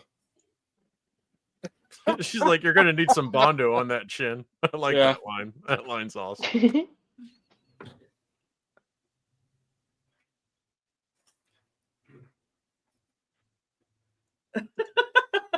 And there's the spray paint. Yeah. There's an original ending where they had already introduced Tracy Ullman's character as a friend and bartender to these two, and then Bruce Willis winds up running away with her. Yeah. And we got a call back to the stairs. I like the tapping fingers. Yeah. On that one. Oh my god. God, it's so awful. That's pretty good. That's pretty good. Yeah. Yay! Good job. Honestly, it's a pretty satisfying ending, I guess. Yeah. I mean, what other ending can you write for that? Right. What else would you? What else are you gonna do with it? Yep. Well, actually, they wrote like 4 of them. So yeah. And that doesn't surprise me. Yeah, that's not shocking. You know, it was not. Yeah, it was there. You know, there was some trouble in this production, there was also, you know, it was not particularly well reviewed either. Like, you know, up and down. It's definitely aged better. You know, I think it was a timing thing. I think just culturally, it hit at the wrong moment. Yeah, I think in the, you know, since then, in the past 30 years, being more celebrated for its camp, becoming an extremely popular drag queen inspiration. In fact, I think RuPaul's drag show has done a Halloween special where it was all Death Becomes Her. Oh God. Yeah. Fabulous. I didn't get any stills from that, but yeah, I would have loved to have seen that. Yeah, I'm about to Google. I'm doing that right now. This is, but yeah, this is definitely celebrated, you know, in the gay community. Like it's seen as like a kind of a gay cult classic. So, I get that. Yeah. Yeah, we people love to weren't see ready it. for it. They didn't know what to do. I think there's that old saying, you didn't get what I was going for. Mm-hmm. Right. And I think that happened. Nobody got what he was going for, and years later, all the gays did. Now I see it. Yeah. Yeah, that's why I asked about the Addams Family, because that's the closest thing I could compare this to. Mm-hmm. Mm-hmm. Yeah. Yeah, maybe people expected it to be darker and, you know, more serious or something. I don't know. It's writing a weird line. I mean, it's a comedy, but you know, it's a dark comedy. It's a dark comedy, and so there's stakes. People have a hard time. The general public sometimes has a hard time, I think, with dark comedy. I agree. For sure. Yeah, it takes a while to digest them, and then they get appreciated. Yeah. 1992 was just like it was just a weird year for movies. A lot of odd stuff came out. Barbara was talking about some of the stuff that came out that year, but the weekend that this film came out was also the opening weekend for Buffy the Vampire Slayer. Yeah. Oh. and Bebe's Kids. Oh God. Whoa, What weird. the hell is that? You don't know? You don't remember what Robin Wright's animated film? His whole stand-up bit was, whose kids are those? Those are Bebe's kids. You mean Robin Williams? No. Robin Wright? Isn't that his name? It's Stephen Wright? No. Say, like someone made a cartoon based on Stephen Wright comedy. Where is this movie? That was Robin Harris. Huh? Robin Harris. Harris. Robin Harris. Okay, so and he's passed on. He actually died at a very young age. I have no idea what this means. But yeah, his career girlfriend's best friend would come with them sometimes, or she would send her kids. So he'd be on a date with his girlfriend, and then Bebe's kids were getting into shit and causing problems. It was like a proto Boondock sort of thing with like a gaggle of kids in the neighborhood kind of thing. So it starts out as a comedy bit in his stand-up, and then they make a cartoon out of those kids. Like, what if we put them in Wacky Adventures? And it wasn't a cartoon for kids. I think it's PG-13, perhaps. No, not for kids, really. But it's not for kids, yeah. Same opening weekend. It was a weird time. I mean, I always think of decades as starting around the second or third year of that decade. Like, to me, the 70s start in like 72, 73. And also with the 90s, I feel the same way. Like, everything sort of shifts around 91 to 93, really. It becomes this movie, comes out in 92, and then in 93 it's Jurassic Park, which is a much more sure-footed feature and also a much more iconic for the decade. But this is not, I don't think, if anything, like, you would probably see this more as an 80s throwback. This is also an original IP. There was no book, right? There was no book. There's definitely no book written by Tom Robbins. Right. Or Michael Crichton. So it's a tougher sell, even back then. Yeah. To That's do something true. Wholly original. That's true. Yeah. I mean, Hollywood has always loved the sure bet. The Addams Family has a legacy, you can bank on. Right. An established audience. Yeah. I mean, really, it does come down to that calculus, right? Like, how much can we make in 2 weekends? How many seats can we fill in the first 2 to 3 weekends? Well, now it's one weekend. It's called the movie business. Yep. Yeah. And you're right, Adam. It's getting weird. It's so brief now. It's so brief. Almost even a hit now has a 50% fall off on the second weekend. Wow. Yeah, it's crazy now. Yeah, and now there's no physical media support, so DVD sales will no longer push your movie into a profit. And I wondered why there weren't any movies getting made. All right, well, we don't want to digress too much here. I mean, well, I guess we can. But I want to digress. I guess we can really all we want. Yeah, but, we probably should go ahead and vote on this. And so we'll, I want to ask Brian of Pumpkinhead first. And, because you weren't Bride of Pumpkin Hawn,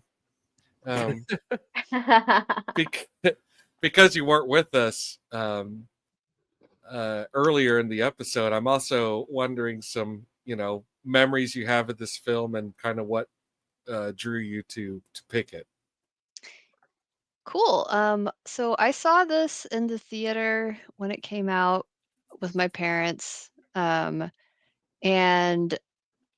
I remember liking it and having a really great time. And I feel like over the course of my, subsequent years, I must have rewatched it repeatedly. I think that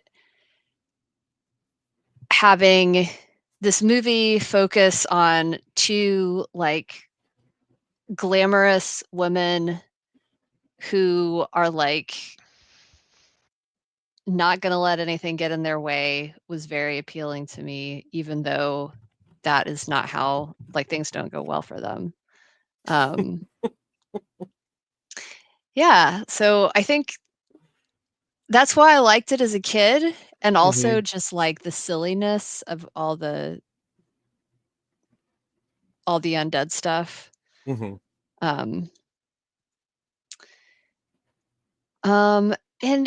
you know, I guess there was also something sort of like, I don't know what word I'm looking for. It was just kind of like weird.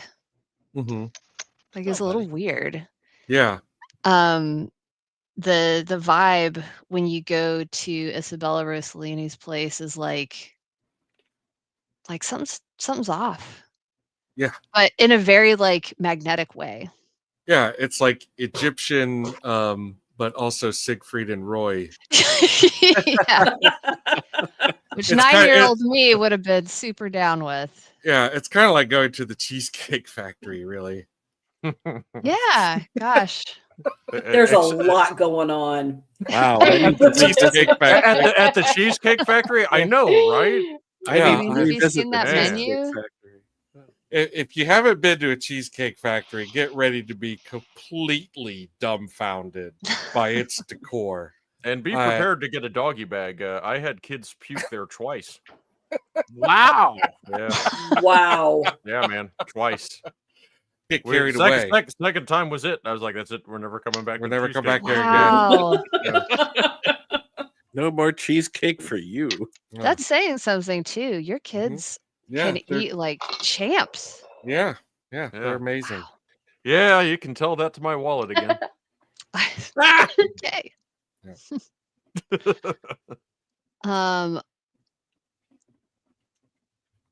Yeah, I don't really know how to transition back from there.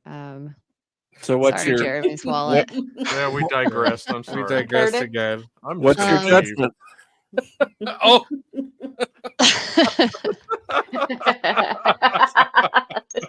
Well, it's not called the Pizza Factory, so I Yeah. So I think you made a mistake. The kid is right. The kid is right. I have never been to the Cheesecake Factory, you guys. Oh my god, it's so hideous. It's Do so they hideous. even have one in Denver? Sure. They have to. Oh, father. They're everywhere. Okay, They have one I attached don't know to what the I'm... mall. Yeah, I know. Yeah, that's right.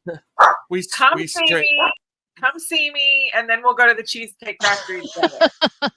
We'll go get to the Cheesecake Factory for dinner after going to see the Broadway show. Is the Spaghetti Warehouse still a thing in Ohio? Is that still there? There is a place called the Spaghetti Warehouse. It's in a new location. I have not been there. Oh, wow. They had 2 or 3 locations back in my heyday. There's still a spaghetti factory in Escondido, I think. Spaghetti Warehouse was like off the wall interior. They had like train cars and stuff inside. Like it was it was insane. You like a family-friendly place with a bunch of crazy crap all over the walls? Yeah, and they had like belt-driven ceiling fans and like it was like being Moe's, here I am. There are still 5 spaghetti warehouses. And one is in Akron, and it is in an actual warehouse, which was the original MO of Spaghetti Warehouse, was they would open up in a closed down warehouse. Yeah. They have one in Ohio. Yeah. How did There's we one get in here? Austin? It's Tony. Oh no, sorry, it's permanently closed. I lied.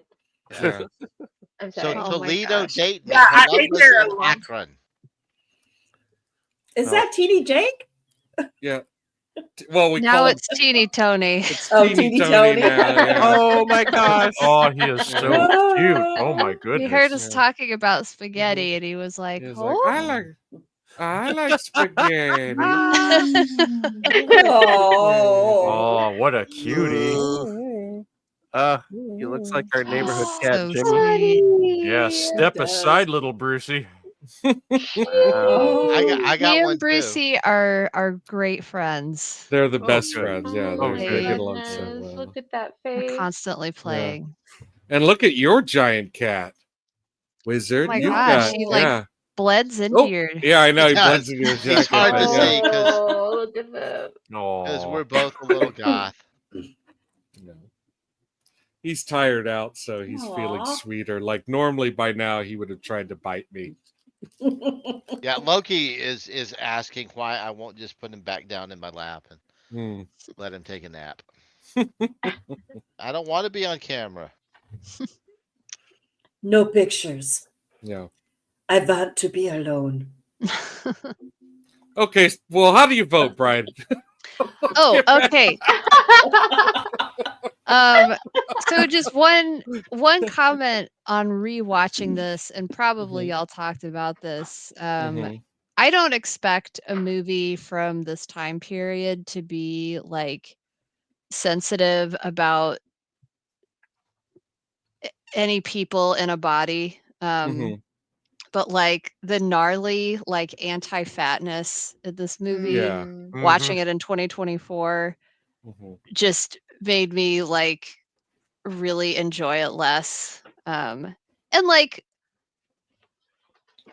yeah, it was just like there was a lot of mean-spiritedness, and like I know that is like part of the story, but like specifically the parts where they're like, yeah, and being fat is how you know that she's really hit rock bottom and she's really gonna be the butts of jokes.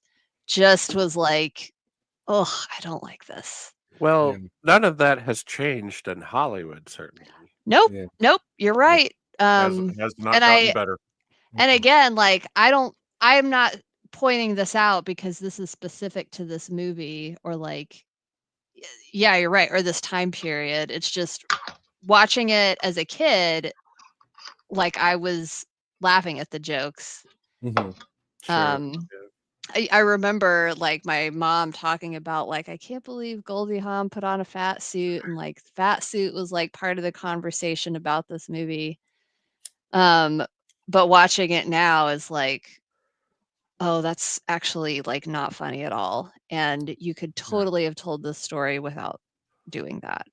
Yeah, America got fat suit frenzy for a while. Yeah. And I don't think any of that stuff is. I mean, I remember it being terrible at the time, just being like, oh my god, another fucking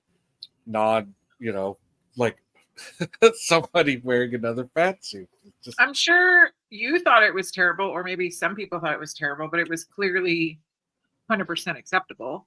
Yeah, there wouldn't be a frenzy about it. So plenty majority people think it's hilarious. Yeah.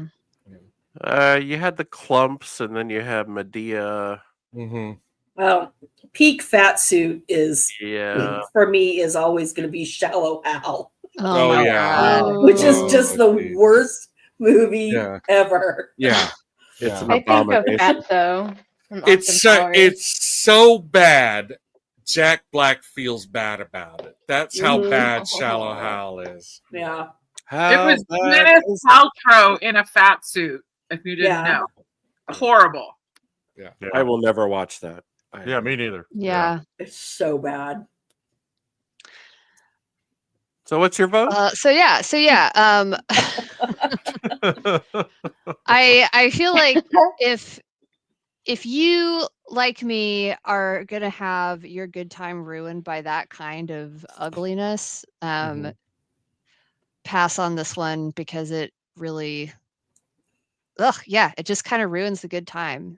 I did feel like there was a lot of like really fun, great stuff about this movie. I feel like coming into the discussion when I did, it was like really enjoyable to revisit all of this stuff with y'all.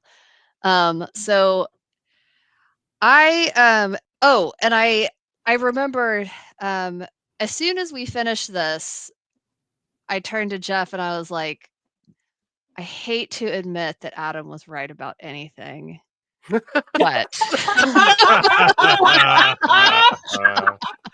You sound like my wife. you got great taste.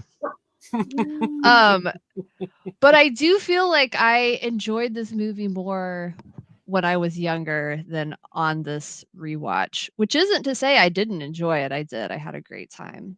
But That wasn't my take. I remember you saying that because I was like, no. Going into it. Yeah. Saying it going into it. Right. Yeah. Yeah. We have it on tape. Don't worry. We can check it. Yeah. I mean, if you want to fight outside on the playground after school, we can throw down. But I mean, I don't want to fight anybody. I would not do that if I were you, Adam. Yeah. Well, but did you vote? I haven't, y'all. I have to catch up on all of my comments. Okay, got it. Just checking in. I am gonna go ahead and give it a thumbs up because of all of the good stuff about it. Great big asterisks by that thumb. Yeah. As expressed, but I did think, for reasons we've mentioned, and I'm sure a bunch that I missed, this is still worth seeing, and you'll probably have a very fun time. And if you've never seen it, I think this is worth a watch. Still with the fat trigger warning, still applies.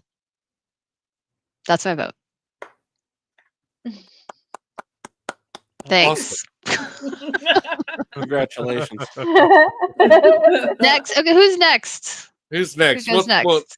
We'll go in the order we came out on, so Barbara can go next. Yeah, we'll just go in reverse order. Oh, okay. Yeah.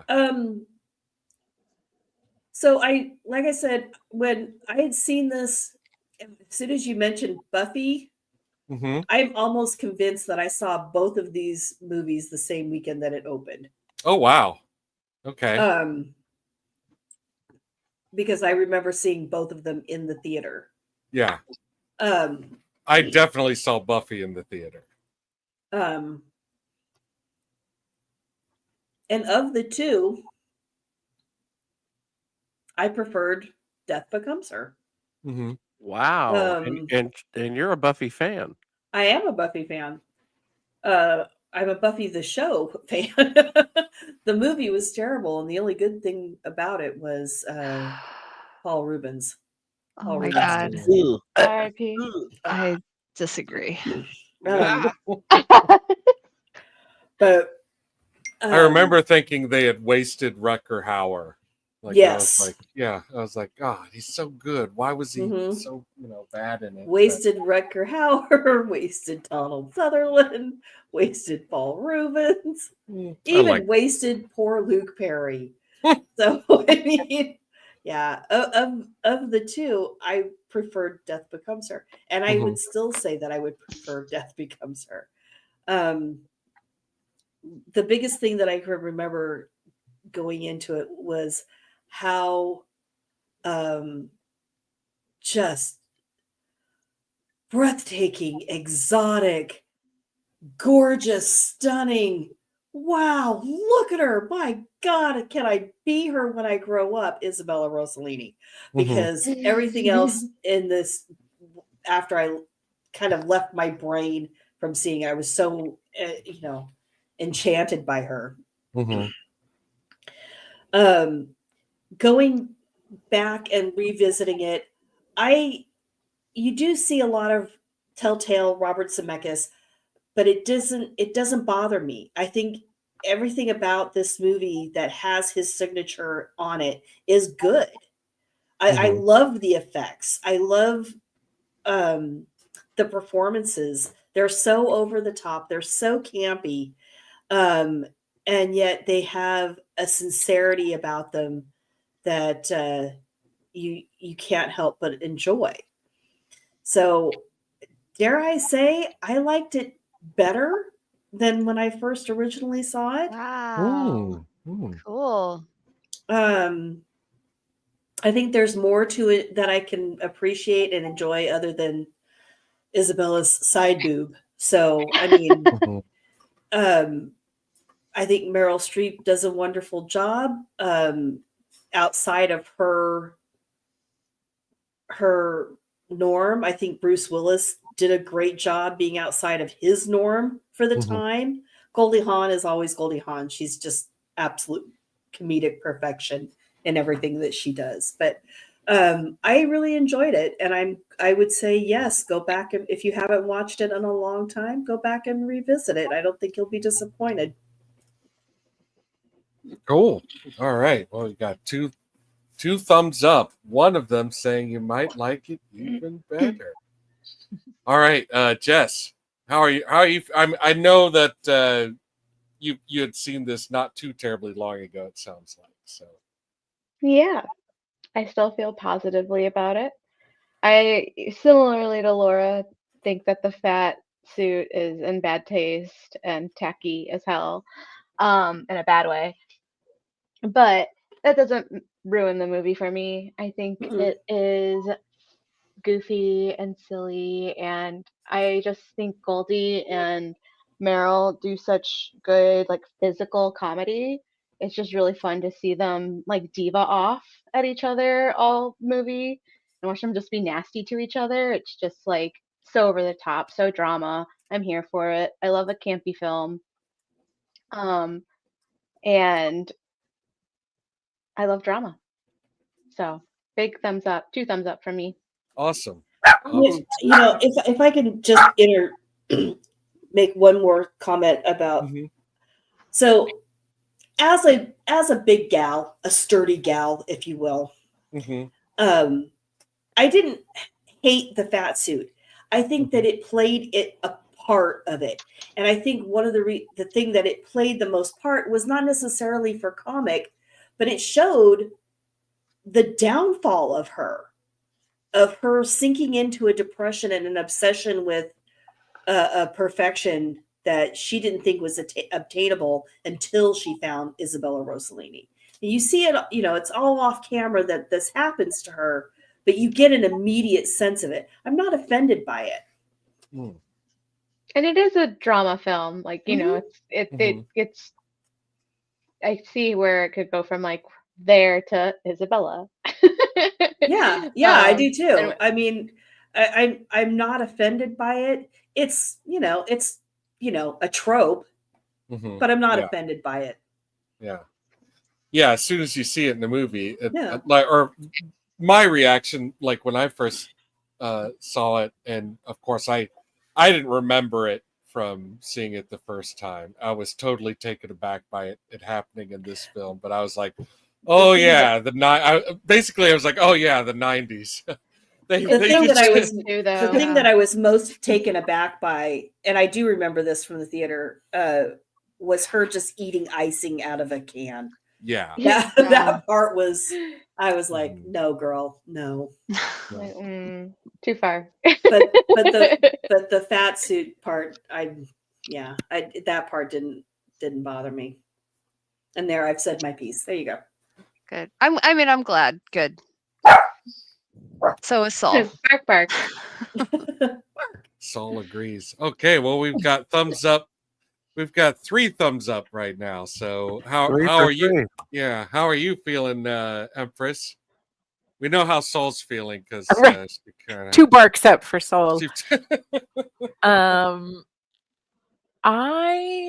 I tend to agree a little bit, a lot actually, with what Laura said, but I'm so happy we watched this movie. I thought it was super funny and super cool that she picked it. So I'm happy that we watched it. I think I feel like probably less, I think it's less funny now. I think for some of the same reasons, it also too, for me, like, this is just yet another movie that centers like the male gaze and is ageist. I'm probably older than all the women in that movie.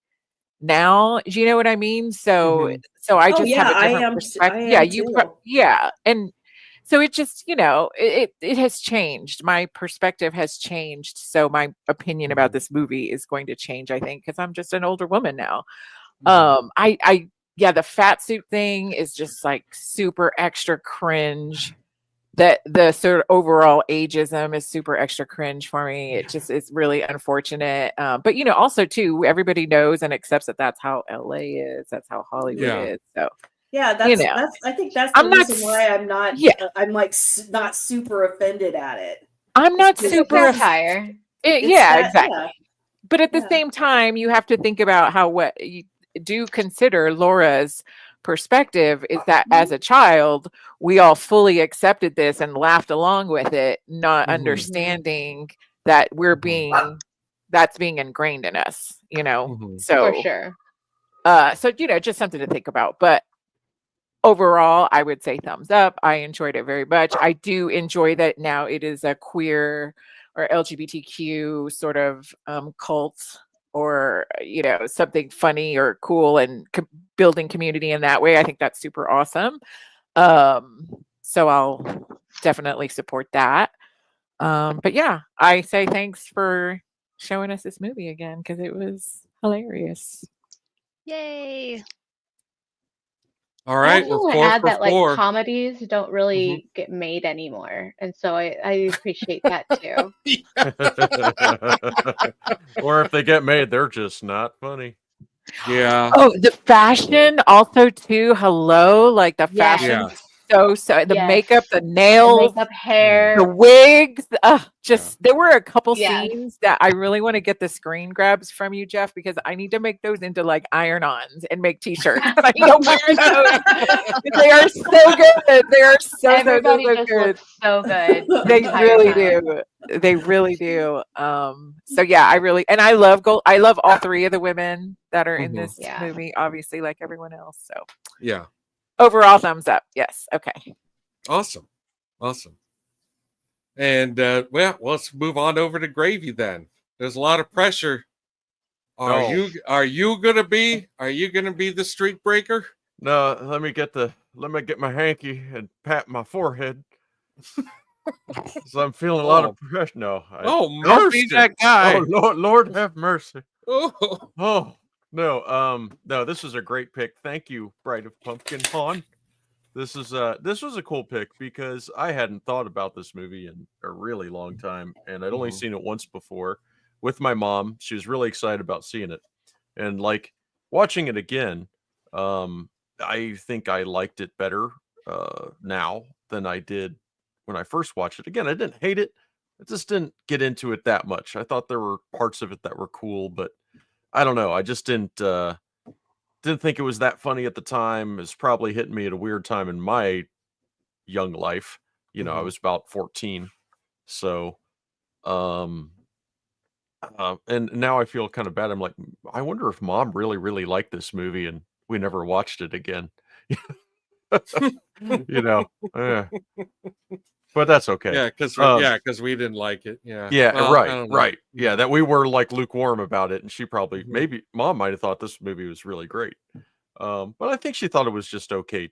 She liked it, but it wasn't. I think she was a little bit more excited about it than the result. But looking at it now, I mean, I think it's a real nice little gem from the time. I mean, I thought it was really, really. I laughed out loud several times watching it. I thought it was really funny. Really entertaining with the melodramatic overacting. Yeah, it's not perfect. It's got some cringe-worthy stuff, but and it's not just like the fat suit or whatever. Which it's also like it isn't that simple. Like they're trying to ultimately like make their obsession with their physical appearance and holding on to their youth like shallow and unrewarding, and it doesn't work out in the end, and yada yada. But at the same time, like it's totally understandable. Like I mean, look at the way society pressures women to the association of a woman's value with her looks and things like that, and who gets to live a good redeemed life the dude, the guy, of course, you know, like it Yeah. kind of pissed me off, to be honest with you. Yeah. I was like, he didn't really deserve redemption. I mean, Mhm. not really, you know. Not really. Yeah. You know, it's like he was a schmuck. I didn't, you know. But at the end of the day, like, you kind of have to remind yourself it's a silly movie, and it's actually really creative. It's extremely professional, in my opinion. It's very, very well pulled off. You know, there's really like highly professional quality craftsmanship involved in the work, from the acting and production. So I enjoyed it. It was great to revisit it. I would recommend anybody who saw it before, liked it, you'll like it again, maybe even more. And yeah, if you haven't seen it, it's definitely worth a look. Yeah. I mean, to speak on some of what you said there, sustained parody can be real tricky business.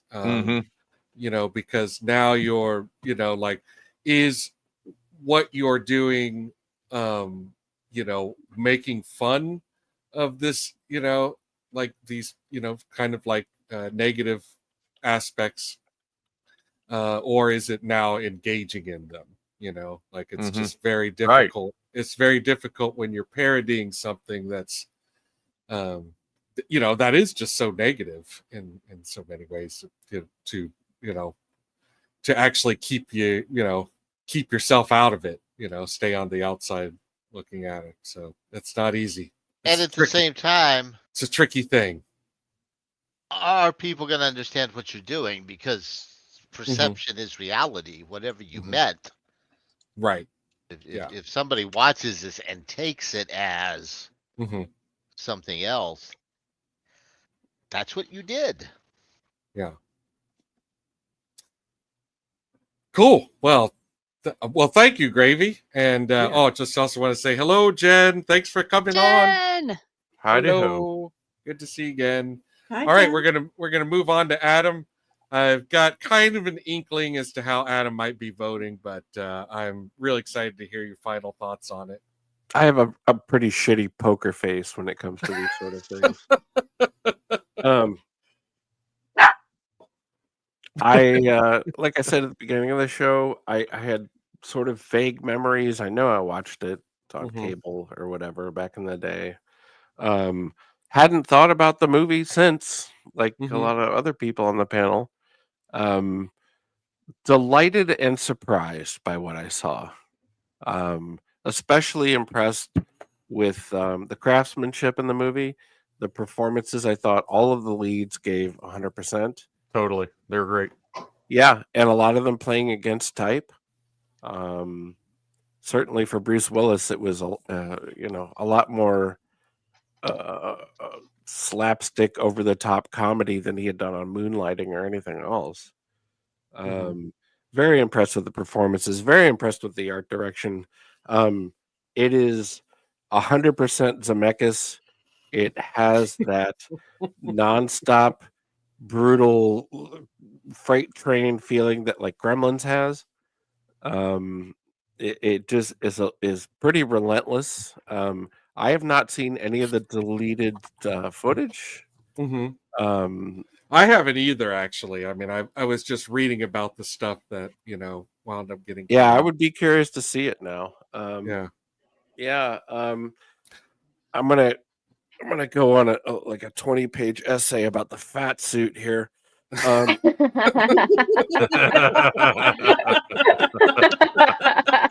glad you brought one prepared. In my thesis, we'll discuss. The program next week will be about. We say this a lot, or at least I feel like I say this a lot on the show. It's very much a product of its time. I realize that on one level, it's a fat suit is intended to generate an initial comedic response, but and kind of relating to what Gravy was saying, I don't think it's so one-dimensional, because what I see it about now is what could be more ostracizing and repulsive to this Beverly Hills mindset than that. Really, I mean, it's very symbolic, and I'm not making excuses for it. I'm not saying that it deserves to be upheld as some sort of brilliant thing. It's 2 minutes of the movie, and it's a shorthand to explain how Goldie Hawn's character has fallen into depression and everything else that is wrong with her life at that moment. Even if her desires and her goals and her aspirations are skewed and not correct, it's a graphic shorthand, and I get that. Yeah, that's true. It's not Shallow Hal. It's not central to the movie. It's literally like 2 minutes out of the movie. So, for 1992, I can give it a pass. I would prefer that we didn't do that anymore. I prefer that there weren't any Medea movies, but there are. I was delighted and surprised. I really was entertained the entire way through. I was very engrossed in just looking at it and the art department and everything. It's got a blistering pace, the way that old style comedies that Barbara and I love have to them. The dialogue is not quite the Thin Man, but it's pretty snappy. That's a high bar. Yeah, exactly. But it sufficient. moves. Yeah, it's sufficient. It moves. Yeah, and it in the sense that it's a comedy first and a drama second, it brings up a lot of good stuff to think about the image of being popular and beautiful in Hollywood and Beverly Hills and all that sort of stuff. And I think it handles it well without being too heavy-handed. Big thumbs up. If you have good memories about this as a kid, you will not be disappointed. And if you don't remember it very well, like I didn't, I don't think you'll be disappointed either. So it's a definite yes. Yeah. Cool. All right. Well, now we've really got a streak going. A lot of weight on your shoulders, Wizard. Jesus Christ, this movie was horrid. Yeah. You're not high enough. No, he gets that a lot. I can do something about that. No, I really enjoyed this, and I had completely forgotten everything that wasn't in the poster about this movie from when I first saw it. So pleasantly surprised. I will borrow that from a previous comment. Pleasantly surprised. I really enjoyed it. Y'all can talk about the fat suit and some of those other problems. I'll give you one you didn't bring up. The resolution of the movie, it's a movie about two female characters, but the end of it is really kind of about Bruce Willis. Yeah. I think that was my biggest problem with it. He has the redemption.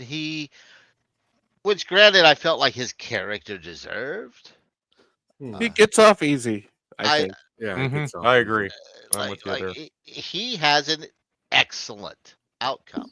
If the guy's life turns into what a life should be, you might say. So, but I don't know. Does that take the? But you do have to keep in mind that he went through more than a decade of unpleasantness. Oh God, yes. Like horrible. So, he deserved it. Yeah. No, I really enjoyed it, and I think if you saw this before and you liked it, you should absolutely go back and watch it again. If you saw this before and you didn't like it, you should go back and watch this again. I think it deserves a reevaluation either direction. For sure. Oh yeah, interesting. Yeah, we don't bring that up too much, but yeah, if you watched it and you didn't like it, watch it again. Yeah. It might hit a little different now. Yeah. Which is, I guess, kind of where I'm coming from, because, as Gravy mentioned, we watched it once and we're just kind of meh and, never picked up on it again. And, I think some of the stuff of this movie would have gone over our heads in regards to it being campy, being melodramatic. That perhaps not something that really spoke to us from where we were coming from at the time. Obviously, I developed a taste for camp. Wait, Yeah, what? yeah, I agree. I agree with what you just said. That probably just didn't hit with us very well at that point in time. And maybe not really what we expected either. Although I will say that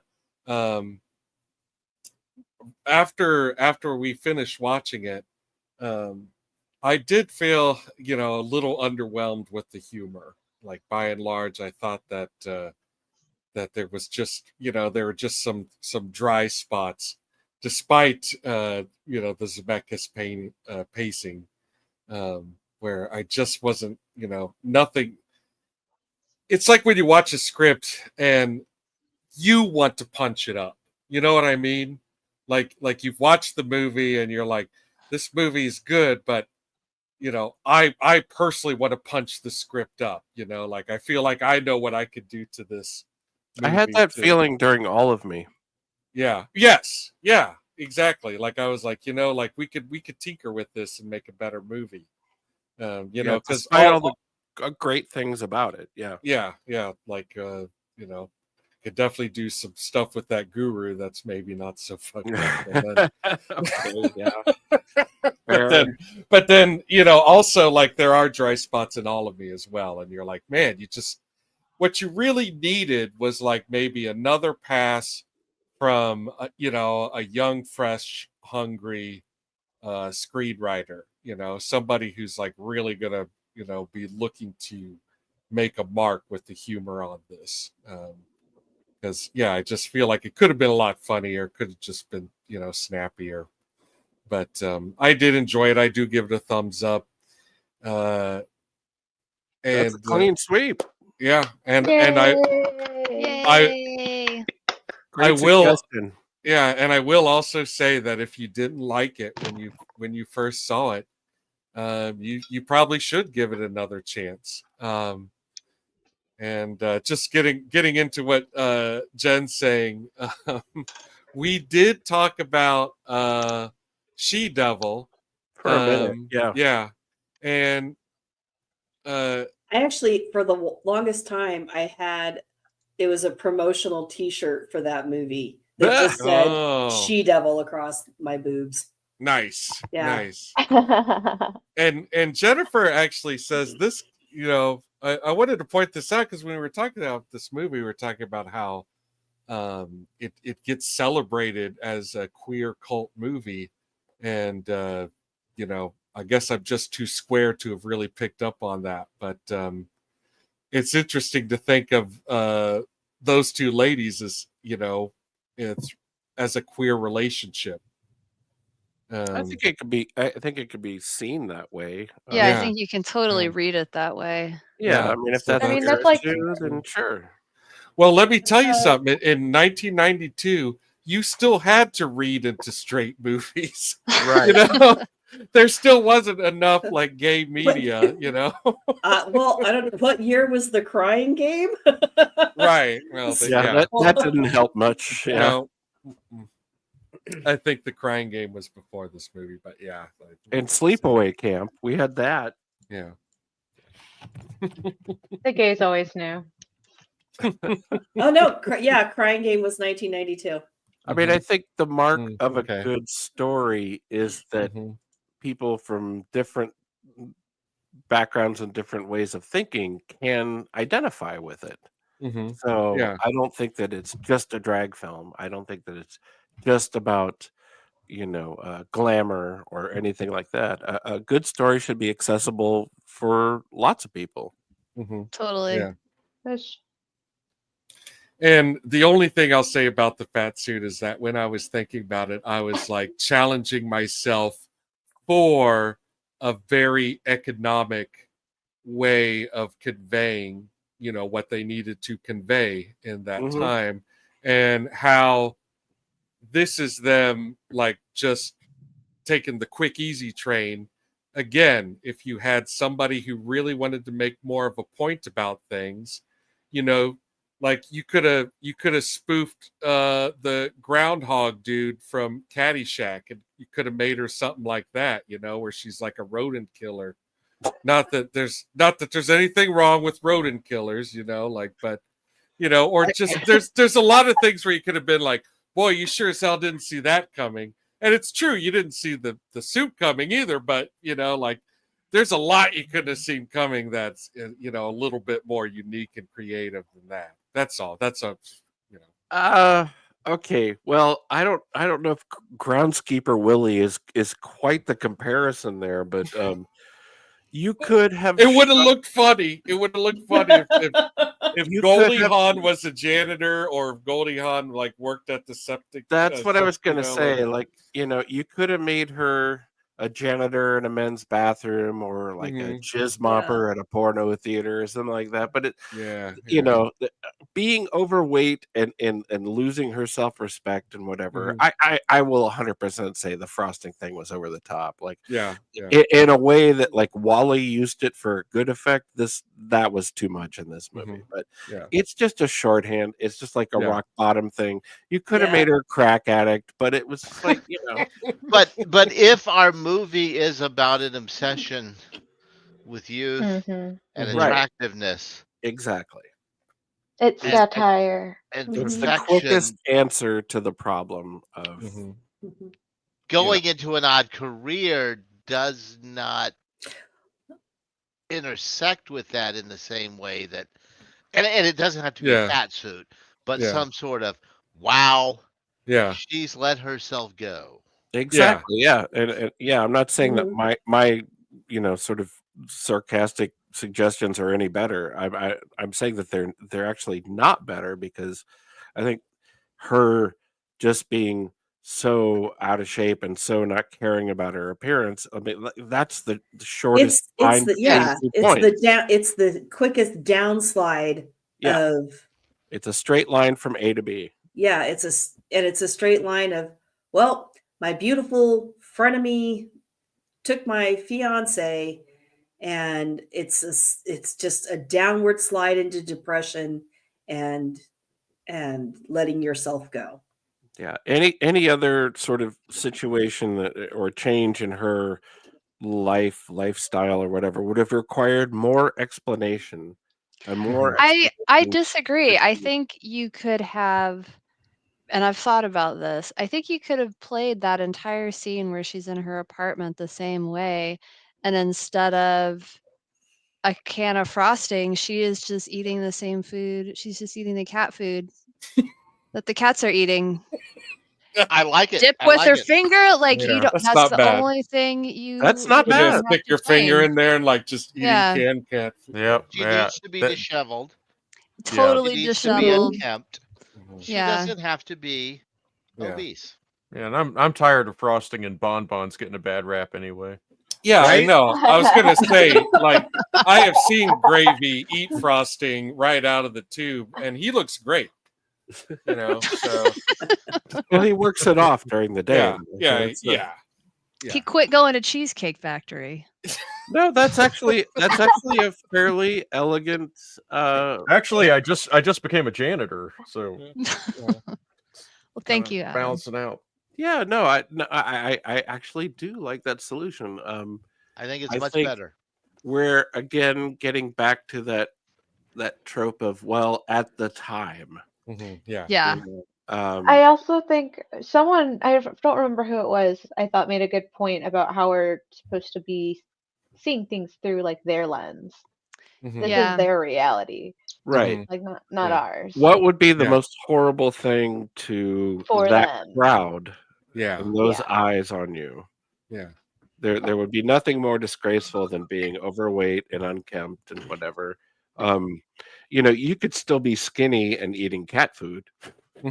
Yeah, but no, I do like that. That's a good analog. Cool. Well, that was great. What a great discussion. Thank you, everyone. I really enjoyed doing this episode. This was I pretty much knew that I would, because Yeah, I there think is a lot. There is a lot to talk about with this. One of the best suggestions we've had on the show so far because it really, yay. no, it really, Laura killing it. yeah, it woke me up to a movie that I had utterly forgotten about, and Barbara and I really enjoyed watching it. Yeah. Yeah, I've got to say, like, this one really does fly below the radar. Like, no one really talks about Death Becomes Her. But obviously, that's changed now that there's a Broadway. Like, this movie's getting back. Oh, listen. Okay, so I found out that this was going to be a Broadway musical while I was watching the Macy's Thanksgiving Day Parade. And awesome. And because they, you know how on the parade because they had a float. They had a float. Well, they didn't have a float, but you know how they do little bit Broadway numbers in between floats. They did one. Oh my god! Show. And that's how I found out. Oh my god! This was now a musical. What was the song? What was the song about? It was the Isabella Rossellini part of choose youth, choose beauty. It was that part. Did she have necklaces on? Huh? Did she have necklaces on? She well, Did okay, so you know the big when she's talking to Bruce Willis and she has that big white cowled cape thing. Yeah. It looked like the costume was like that, only it was purple. That's cool. Oh yeah, that's what the pictures purple. Of the Broadway show look like. I can't remember who the lady was that was singing. I want to say it was like Jennifer Hudson or something like that. Whoa. So yeah, I can't remember, but did she know, have if they're going this route, they might as well do Drop Dead Gorgeous and have them do a float at the Macy's Day Parade. Here's the thing that it was even. I mean, if I thought that they made a stage musical of Death Becomes Her weird, which I kind of was like, ooh, really? Oh, okay. That's the weirdest thing they've made a musical out of. But yeah. No, because here's the weirdest thing they've made a musical of. I found this one about 10 minutes after that happened. They have made a Broadway musical out of The Outsiders. Oh, fuck off. What? Singing Outsider. But how? Singing Outside Story? That is a vibe I don't killer. know. But it looked so terrible. Like Pony boy. Oh, my little pony boy. What? So Can't you do it for Pony Boy? Here was the weirdest part about it. The costumes for these kids, the greasers, all of the Pony Boy, all the Matt Dillons. Patrick Swayze, Matt Dillon, Tom Cruise, Emilio Estevez, all of them. They all had a certain look to them, right? They were all supposed to be greasers with denim jeans and t-shirts and denim jackets and slick back hair. And you know what these guys were wearing? Overalls. Overalls. What? What are they? Railroad workers? Right. Thank you. It was so completely like, what in the ass? What am I looking at? It just looks so bad. And when just combing the ducktail, boss. Combing the ducktail. I was like, so that is way rock bottom. Yeah, it totally looked ruined to me. I was like, God damn it. What is this? Newsies? Well, and who is the audience? Who is the audience for that? Really? It's a wonderful question. Like all of the socias that they had, they had because the dance scene was between the greasers and the fight scene between the greasers and the socias, right? And all the socias look really fine. They look normal in their little Madras shirts and, once you're a hick, you're always a hick. But everybody else looked like they were straight out of, the Dust Bowl. I hate it. I hated it too, but I didn't even watch it. I only watched a snippet at the Macy's Thanksgiving Day Parade. Yeah. I think if we had a float of Goldie Hawn eating frosting floating down Fifth Avenue, we could unite. That's what I was hoping for. we could unite as a people and disregard our differences. And that's our next balloon. There you go. No, it's a giant can of frosting just pouring out, and she's dancing with people in cat costumes. It's gonna be great. Cats with buttholes. Fantastic. Cats with buttholes, like it should be. Angelical cats. Oh. Well, hey, I'm the director here. I can kick you off stage. I kick you off our show all the time. That's right. Well, congratulations, everyone. We got a perfect score tonight. Yeah, that was great. We don't get those too often. Yeah, so clean cool. sweep. And I was just thinking about who would be next to pick, but we haven't had Empress on in a while. So if you have selections ready, Empress, hasn't it been a while, or am I remembering this wrong? You know what? I do think it has been a while. Mm-hmm. I do have kind of a list. A list. Hold on. Hold the phone. I lost my list. No, just kidding. I know one movie I have contemplated. I don't know if that's the other thing is we talk about so many movies and then don't pick them. I don't know if we've already talked about them or if somebody else has offered them up and they didn't get picked. Yeah, you can always mention them again. It's okay, like if stick it out there. Yeah. If we've already talked about it, that's all right. Okay, cool. Have we talked about the Black Stallion? We have not discussed the Black Stallion, a movie that I constantly get confused with Black Beauty. But Black Stallion, that horse smashes out of a boat or some shit, right? Yeah, I think a ship. What? That horse bursts out of a boat.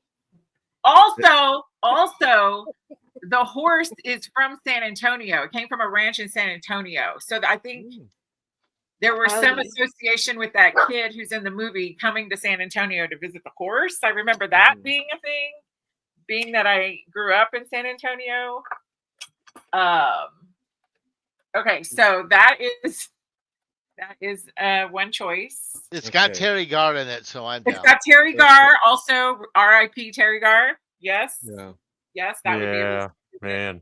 We can talk about Hoyt Axton. I have Hoyt Axton things to say. Hoyt Axton is in Black Stallion? Fuck yeah. Yeah, that guy. Jethro. I swear I only remember the boat. Is that a Disney picture? I don't know. No, it is not a Disney picture. United Artists. Yeah. It's the old UA. As a matter of fact, they put out the sequel as well, but Disney did put out a third Black Stallion. So it became a Disney property eventually.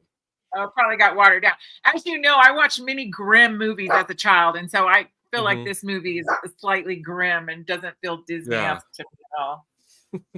So is that your only offering? No. Oh, yay.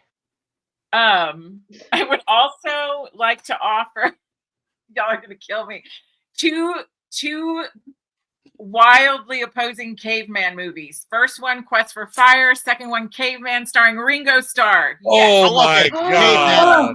Caveman. Can we do that one? I want to go back to Caveman, too, because I remember watching Caveman. Oh, my God, did I love that. We used to watch Caveman, Jethro. When I was a kid, I thought Caveman was funny. I remember a giant egg yolk. Yes. I'm just gonna throw out this one thing here. Caveman is actually public domain. Whoa. Is it really? We could watch it. We could watch most likely be able to get away with some clips. Yeah. Then I say Caveman. Let's do Caveman. Wow. I love that movie so much. Ringo Starr, baby. I'm feeling pretty good about Caveman. Jess, do you know what this is at all? Out of curiosity? What? No. No? Oh boy. Oh man. Oh boy. Wow. I don't either. You don't know what it is either? I've never heard of this movie. Wow. You guys are in for a Oh. treat. And There's then for almost no dialogue. for a second there, I thought you were going to say Clan of the Cave Bear. Okay. Oh, so I 100%. All caveman movies are a go for me. you got Ringo Starr, Dennis Quaid, Barbara Bach, and Yeah. Shelley Wow. Long. What? Yeah. Shelley Long? Shelley Long. And John 1981. Cusack, if you're into the big football player guys. Yeah. Really, the only thing I remember about that movie is the giant dinosaur egg and some stop motion dinosaurs. It is a crap fest of epic proportions, and I loved it. I loved it so much. It was an HBO staple for at least a couple of years. Yeah. Yeah. Oh yeah. We saw it. So I several can get times. behind that 100%. I bet it's really weird. You know, another like oddball comedy we watched a lot on cable when we were a kid. Because let me tell you, Caveman with Ringo Starr is an HBO movie. But so is like Super Fuzz with Ernest Borgnine about a cop that gets superpowers, but he can't see the color red, or he loses the powers. Oh my God, I forgot all about that movie. You remember that movie though, Holy right? crap! Yeah, So when we were kids, when we were kids, we loved the shit out of Super Fuzz, and I saw Super Fuzz a few years ago. It's dumb. Boy, is it dumb. Not to be confused with Hot Fuzz. You just described it boy. so well. I know. Well, there were parts of that. There are parts of that movie that were ingrained in my mind. You know, when I was a kid. Do you guys remember Chomps? Yes. No. Yes. Nick does. The dog. One of the dogs that played Benji plays a robotic police dog. Oh yeah. Chomps is an acronym. Oh my goodness. It's like canine mechanized omnipotence mega military police something. I had the novelization as a child. Wow. Oh my God. Jesus Christ. That must have been some great reading right there. Yeah. Well, you know, it's that Joe Camp school of dog beating. I'm training. Sorry. Yeah. I can't believe y'all don't want to watch Black Stallion. God. I do. I mean, I do want want to to watch that as I want to watch Caveman. But then you said Caveman. Yeah. Empress, I will watch any movie you want to watch, Empress. I am totally down for yeah, Hoyt sorry. Axton, but Ringo Starr, Yeah. I know. Shelley Long. that beats Hoyt Axton. And this was at a time when Ringo was like really struggling kind of to find himself post Beatles. Like he had like one Beatles-esque hit, and then that was it. Everything he did was just He had a network movie that was a ripoff of Prince and the Pauper, and I don't remember what it was called. Where he had a lookalike that was like a poor guy selling maps to the homes of stars. I don't know what it was called, but he tried to do a number of acting things. Yeah, I mean, he was the engineer for Thomas the Train Engine. Yes, well, that was much later. Much That later. came I'm talking later. about the That came 70s. later. Oh, okay. I thought he did that gig way back then too. Oh, okay. Well, no, that was his actual job. It wasn't acting. He was a station guy. He was rediscovered at the train yard. Yeah, in the bathroom. He was in 200 Motels. Yeah, he played Frank Zappa in a film made by Frank Zappa. Okay, so Caveman is actually on YouTube, but it looks like it's only on the licensed channels. Oh, okay. Oh, maybe not. I would say if that movie is chosen, you would want to do a copyright check and see if we can actually watch it. Yeah. Well, we could check with the vote. I will say that I'm for Caveman. Caveman. Caveman. Caveman. Thumbs up. Okay. Any nays? It's caveman. All right. Caveman it is. What year is this? What year is caveman? 81. 81. Okay. Oh, wow. Yes. Ooh, that was And a it guess. I did good. was put on HBO in 81. I am pretty sure I saw it in the theater. What? Wow. Wow. That's impressive. Dang. That's impressive. Yeah. I dug the Beatles, man. We're in for a treat. Yeah, what I'm expecting is some very like childish but adult humor, you know. Oh, like, there's that's definitely no Oh, poop jokes in there. Absolutely. Yes. Zug Zug. absolutely. Yeah. Zug Zug. Zug Zug. Oh God, we're gonna have so much fun. So Yeah. There good. will be grunting. Well, this was a great. There are 30 caveman words. I know this. 30. You know how many words are in the There are movie? 30 caveman words. There is one word of English in the movie. In Quest for Fire, there's no words of English. Yeah. Oh. Quest for Fire. Anthony Burgess, who is an author I'm really fond of, who wrote Clockwork Orange. Yeah, I only know Clockwork Orange from the books. Yeah. He was like, you know, like one of his things was language, and he wrote the language for Quest for Fire. Oh wow. Yeah, the most common translation of Oedipus Rex was done by Anthony Burgess. Oh, really? Mm-hmm. Wow. Yeah, that Oedipus Rex that everybody reads in school, that was translated by Anthony Burgess.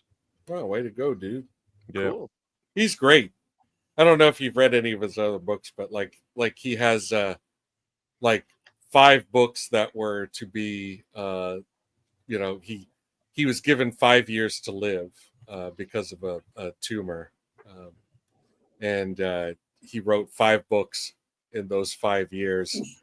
He then went on to live a much longer. But you know, it's still like and Clockwork Orange is one of those 5 books.